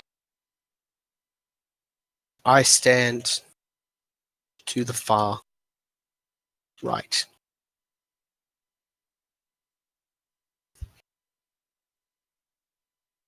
And there's 5 dragons.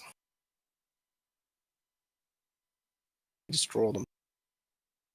Dragon 1, Dragon 2, Dragon 3, 4, and Dragon 5. Those are fantastic dragons. Top They, notch. Truly. they need like They a cannot beefy be arm like mistaken. Trogdor.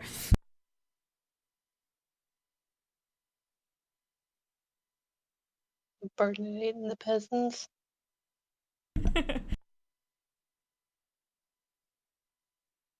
Let me get a proper image. Here we go.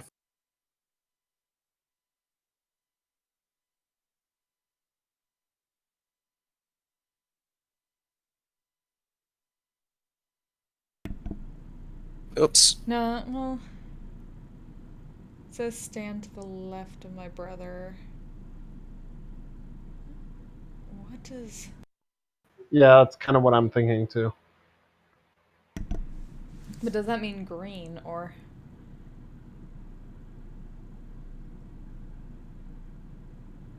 Yeah.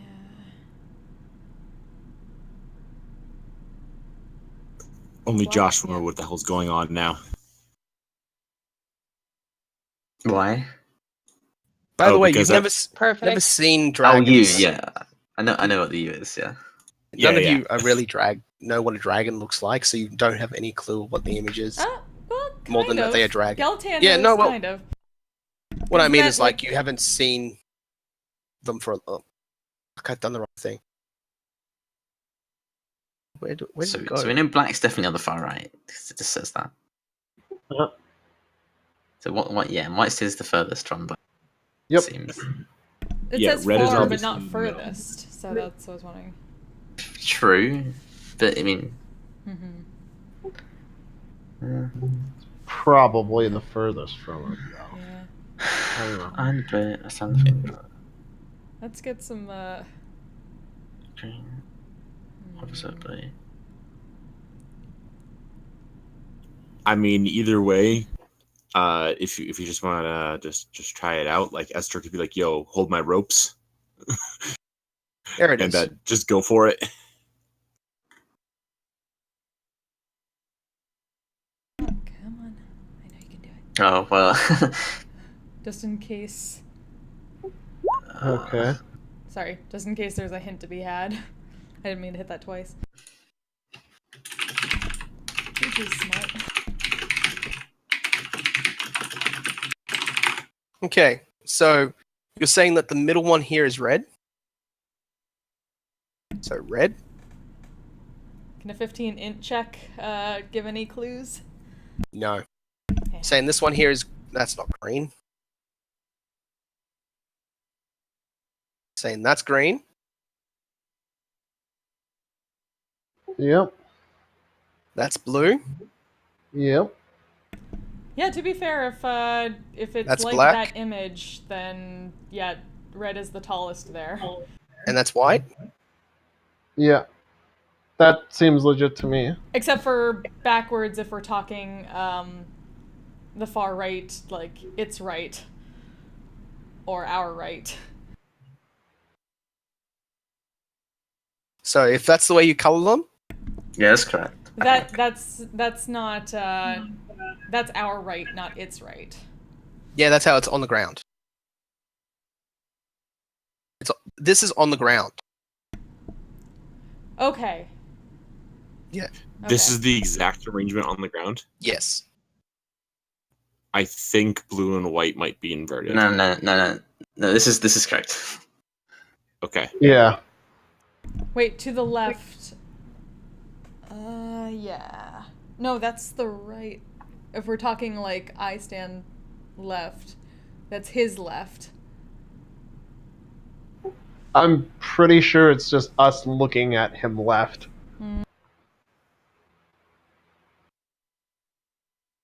Okay, is Well, that how if you're it going to do messes it? up, then we know the opposite. You pour the water into the thing, and as you do so, it stains the ground as the water disappears and soaks away, and the stonework of these dragon heads remain the color of the water. As you do so, you start hearing a grinding sound. first starts when you color the red. Continues getting louder as you color the green and the blue. And then you start hearing grinding sound of a chunk and a clunk, everything like that as the black and the white water pours into the recessed dragon heads. You feel the ground shake, shift, and move. Then you hear the door start to rumble as it rises. That was a bit too easy. I had to remember the damn thing because the damn thing was written in the other Discord. But yes, you got it right. Hooray! Yep. The puzzle was Right. supposed to be a little bit more harder, but I couldn't remember the damn thing, and I'm on a time limit. Right. You were able to complete the room. Congratulations. Da-da-da-da-da-da-da-da. Yay. On the other side, you find yourself not looking at a room with that of Igor. You find yourself looking into a corridor. The large door just slid downwards, and as it does so, it revealed solid wall, as it just kept sliding down until it finally revealed a normal-sized corridor on the other side. As you walk down, you find it comes to a sudden stop to a solid wall with an archway.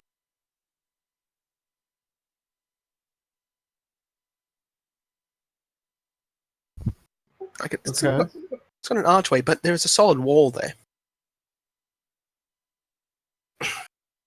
Written on the stone of the archway says the score.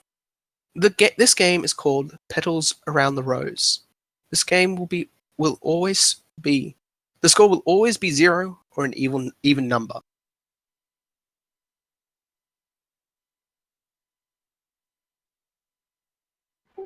Okay.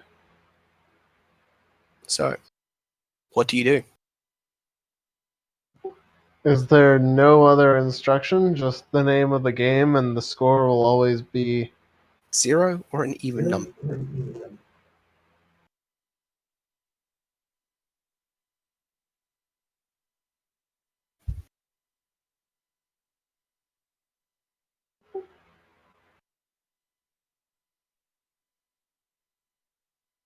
Do you step into the arch and into the stone?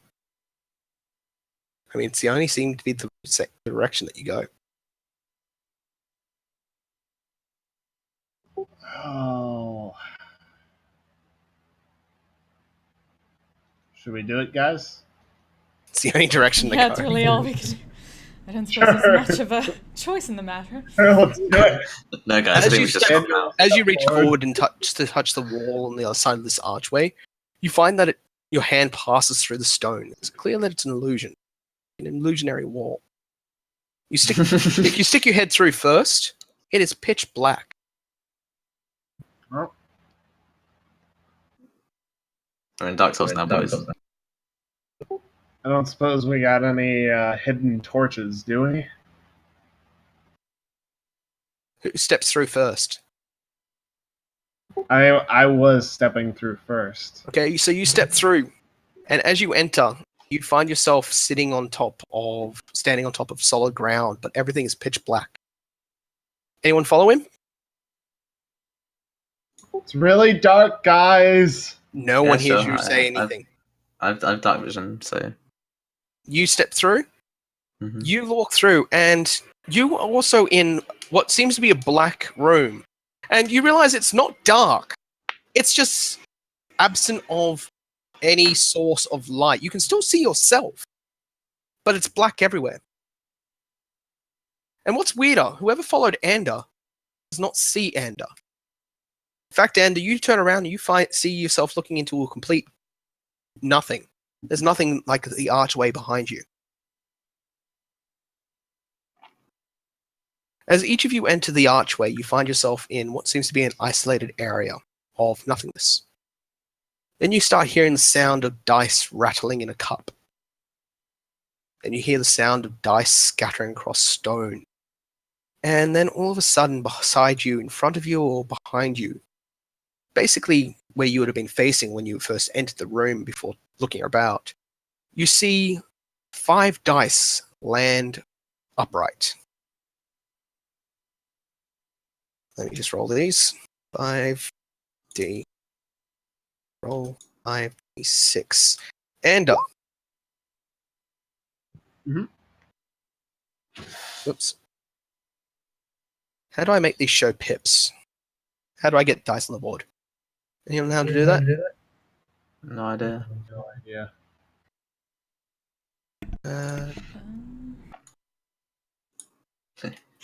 You may have to literally just draw them out.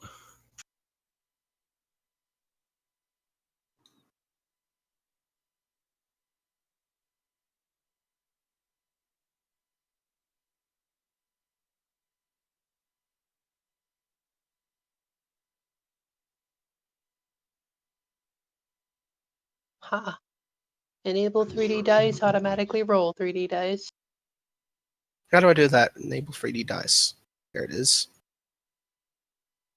I don't know No, if it stays there. It no, doesn't it has to be. stay. Doesn't show Yeah, for no, everybody, everybody. which is annoying. Okay, so Ender. Huh?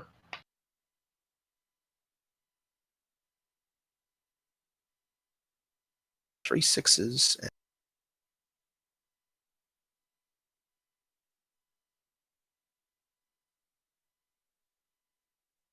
This is yours. This is what you see facing you. Imagine that they're pips, though. Okay. Okay. I have a bunch of Grimnir. dice now. I'm gonna like put stuff in front of me. Yeah. In fact, if you have actual dice in front of you, it'd be better. Okay. Okay. I will go grab my dice. Oh, I guess you mean like the pip one's not with numbers on them. Yeah, pips. It needs to have pips. Never mind. Really? You don't have a bunch of D6 with pips? I don't have any D6s with pips now.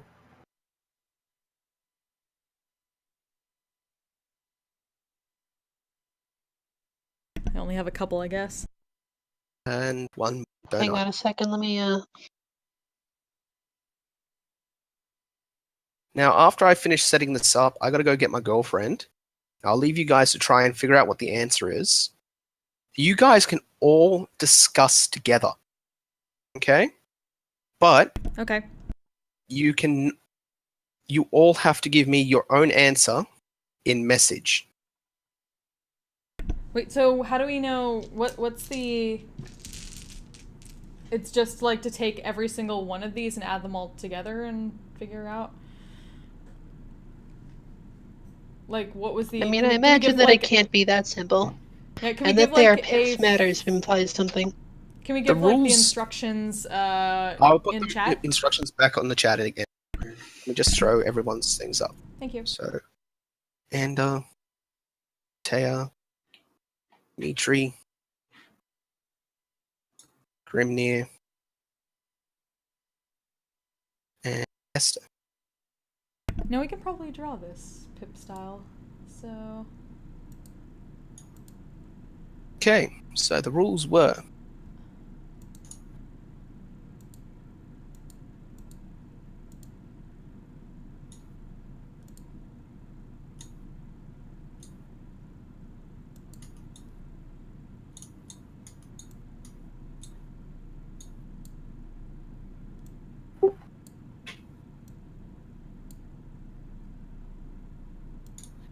there you go, let's go.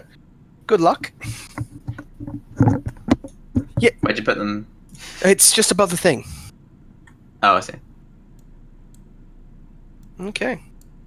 Don't forget that how the pips look on the dice of real dice. Okay, I'll be back in a bit. okay. Lynn, you can also help. Huh.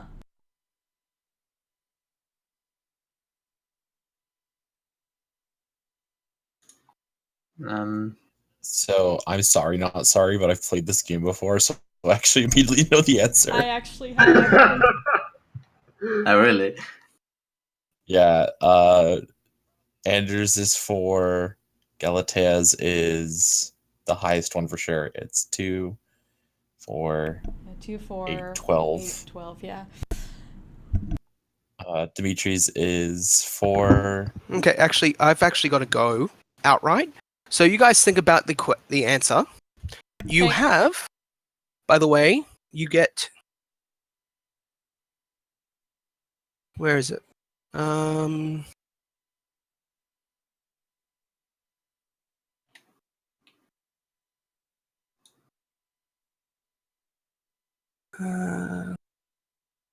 You only get to answer once, and if you get it wrong, you lose. By the way, you Okay. probably don't want to all do the same idea. I will be back shortly. Yeah.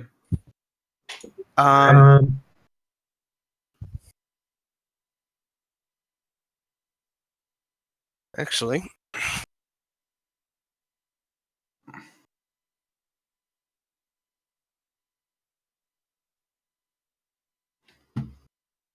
is that your answer, Flint?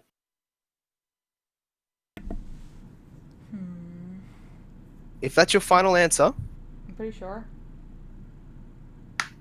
Wait, let me check one more time. Esther, is that your final answer? Yes.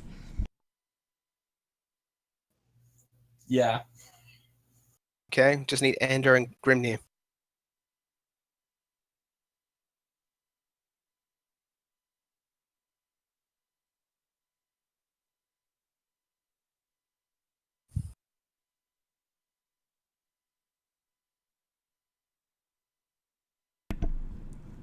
If we're helping each other. I wanted to contribute.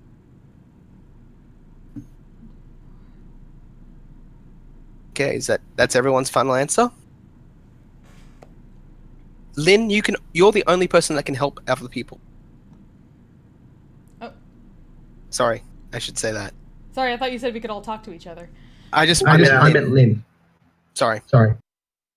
my bad. So, is that your final answer? I believe so.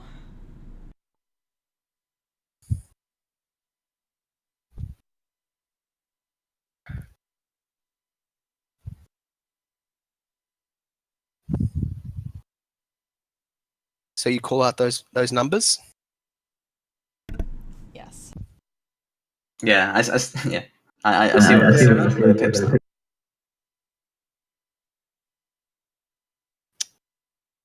God damn it. I really wanted you guys to split up so I had a higher chance of knocking you guys out. We are the best! We are absurdly lucky in our distribution at the beginning. You were. As you call out the words, as you call out your numbers, the dice disappear. You're left in blackness. And you hear a tinkle. Something hitting stone. You hear 1, then you hear 2, 3, 4, then 5 sounds of something spins and then rattles against the ground. You don't know where it is, and then all of a sudden you find yourself in a room. There is each other. And at your feet is a platinum piece. Hey.